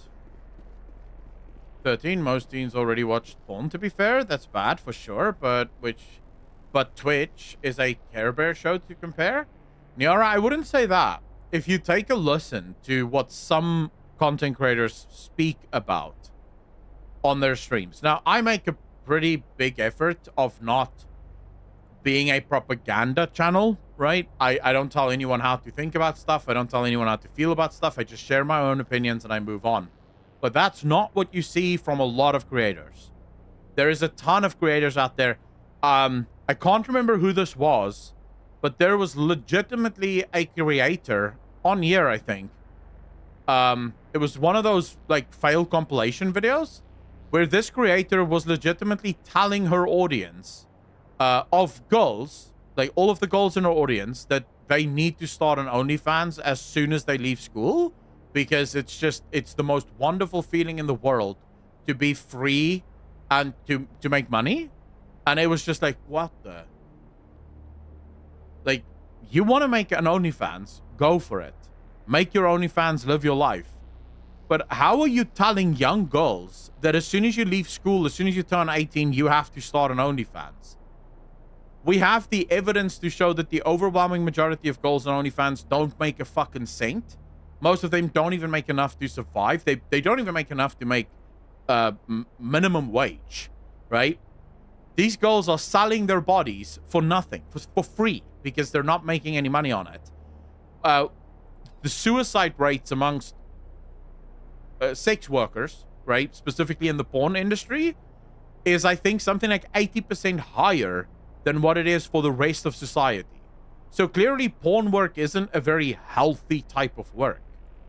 It's not something that is built, not everyone is built for it. Some people maybe just love it and that's perfect. You know, if that's what you do, that's what you do. I have no problems with that. Your body is your fucking body, right? But I don't think it's healthy to have your children listen to someone like that. Minus the Albert, how you doing? Unrealistic sex, they will learn the harsh truth eventually. Maybe.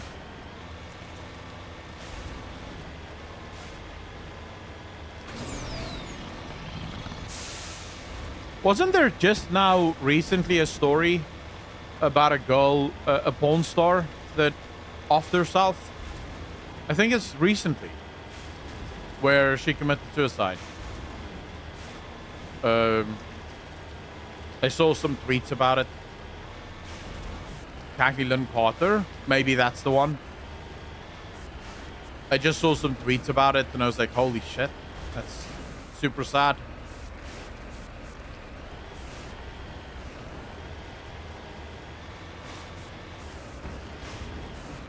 Oh my fuck, really.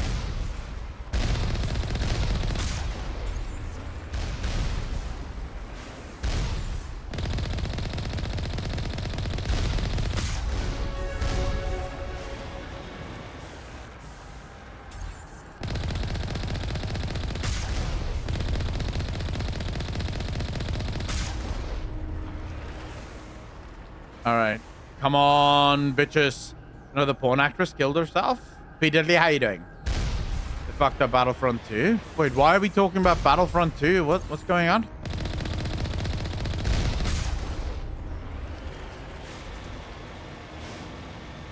Did I take all of them down? No.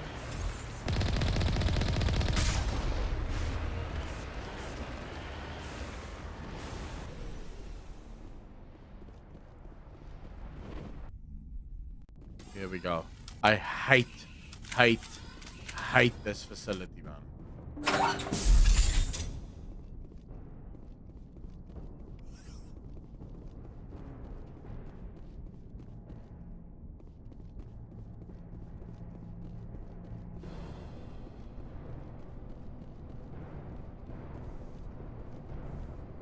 Hostile spotted.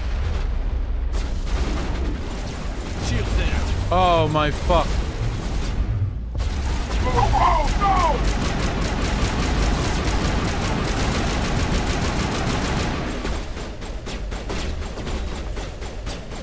Okay, we need to take out the drones first because these things are super annoying.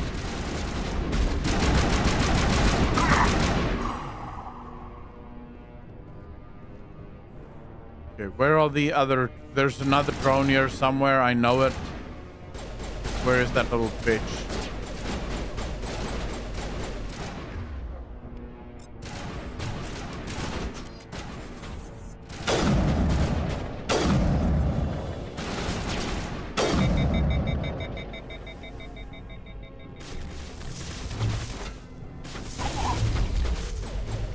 Oh my fuck.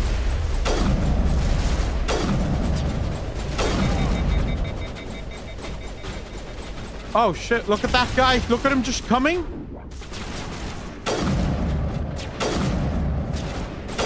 Oh my fuck. Boys, turn around, please. Nice.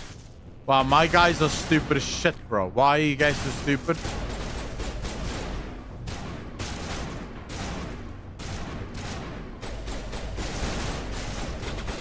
What are we shooting at, boys? What are we shooting at? Alright, I see you guys. I see you guys. Don't worry about it.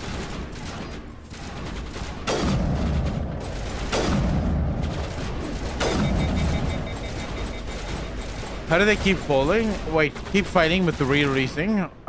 Wait, what game are they failing at?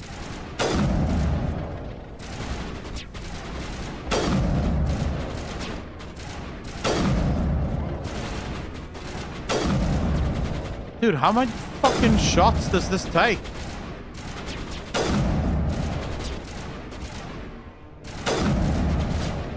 Oh, that took a while.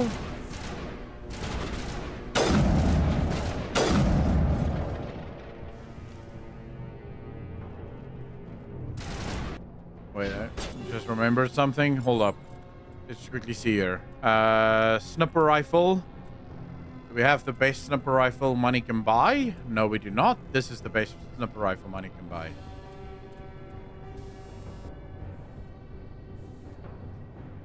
Only kid, they seem to be living their best lives, so...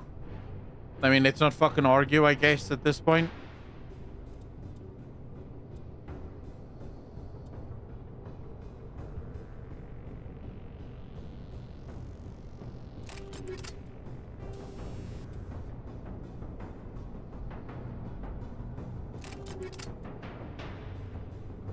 Right.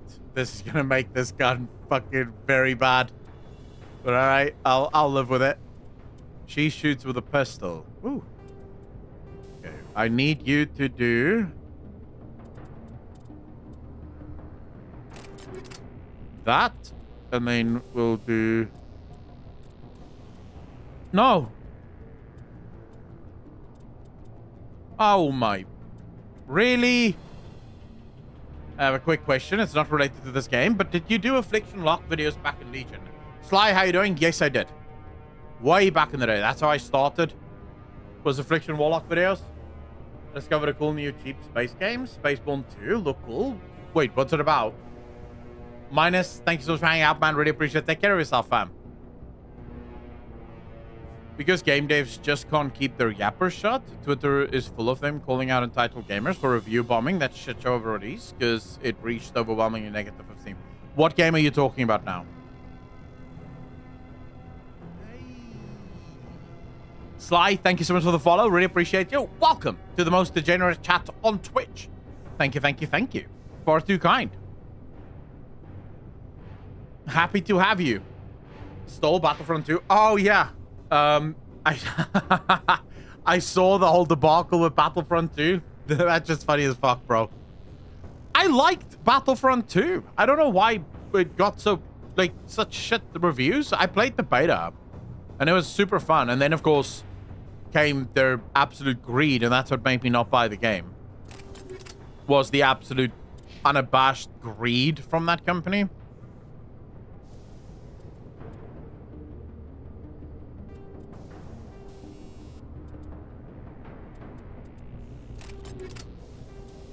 That goal was gaming? Which goal?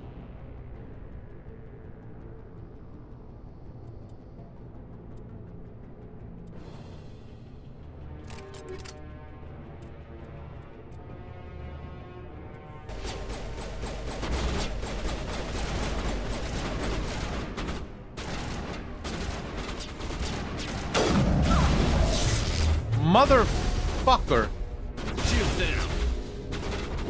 Wait, how are they shooting me through being... I don't know what the hell's going on. Boy, you guys need to move.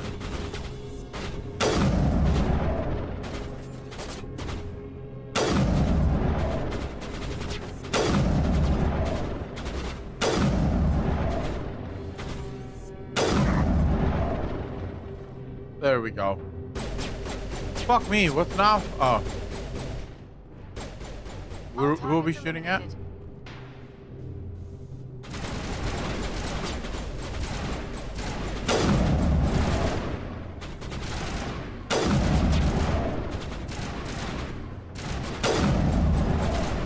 I love the snipers in rear. I don't know what that is. I hate these drones, man.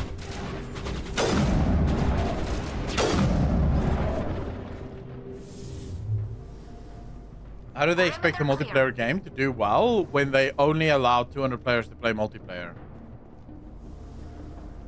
Is there only 200 players at a time?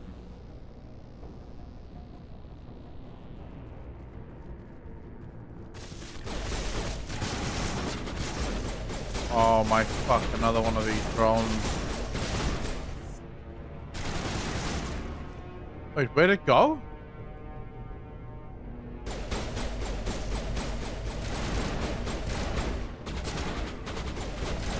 Oh, look at those guys chilling out.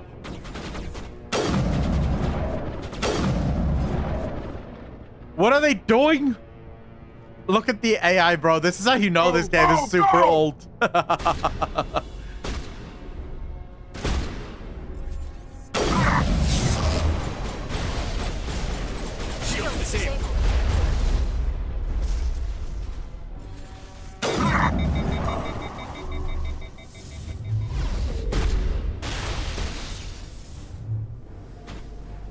Where did that...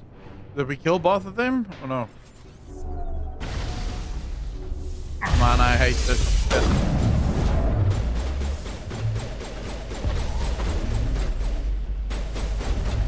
Oh shit, look at him go.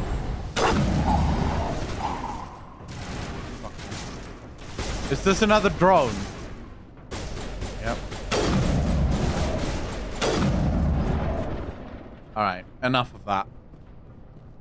Maybe it's that mirror glass where they can't see you, but you can see them. No, it's not, because, bam. Any other theories, Spoleto?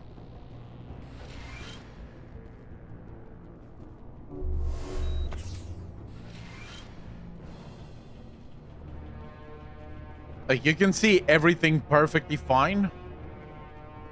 Okay, there's definitely one more villain here. Living his best villain life, but I can't see him.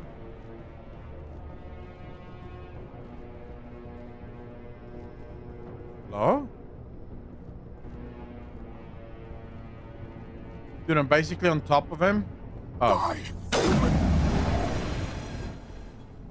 You humans.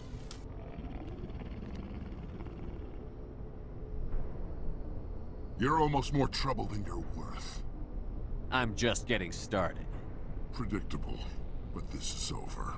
I'm leaving this asteroid. If you try to stop me, I'll detonate these charges, and your helper and her friends are all going to die.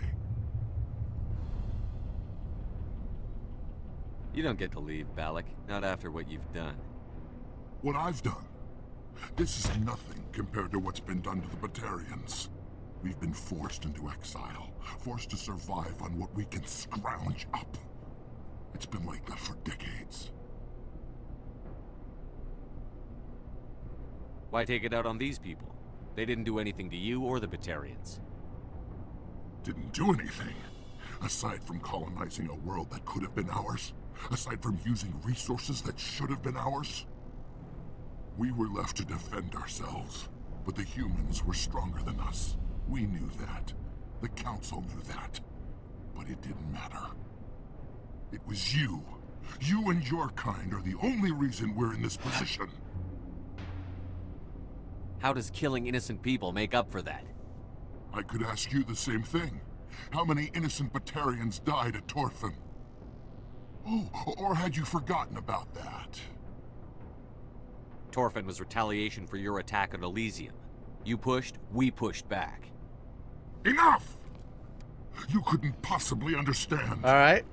Actually, you just don't want to understand, and I'm done wasting my breath. Now, if you want your friends to live, I suggest you step aside.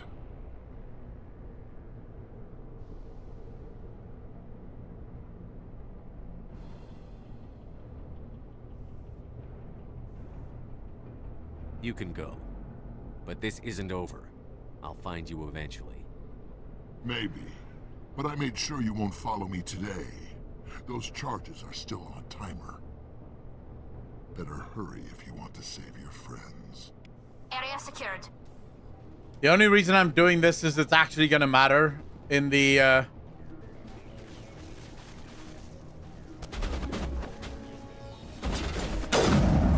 Oh, fuck off. Lost shields.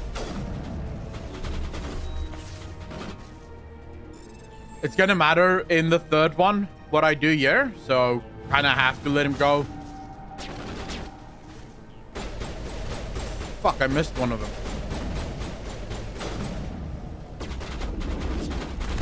Stop shooting at me! Oh, it's up. Shit. Oh.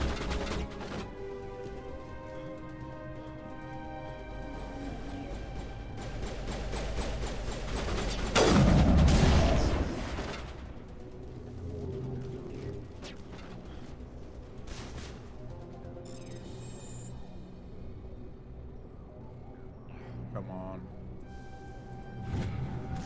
Good job. Okay, one more charge.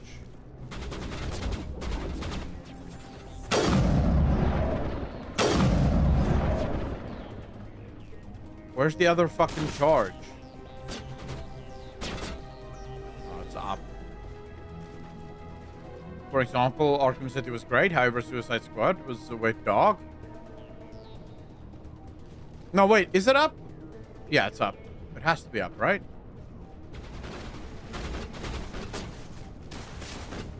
Yeah.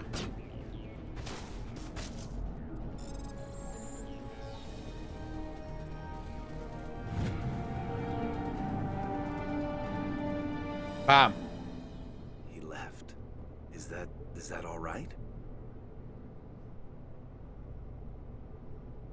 Forget it. Can you tell if the asteroid's stable? You did it. Another hour and our course would have been irreversible. I ran the numbers, Shepard. X-57 would have struck near the capital city. The most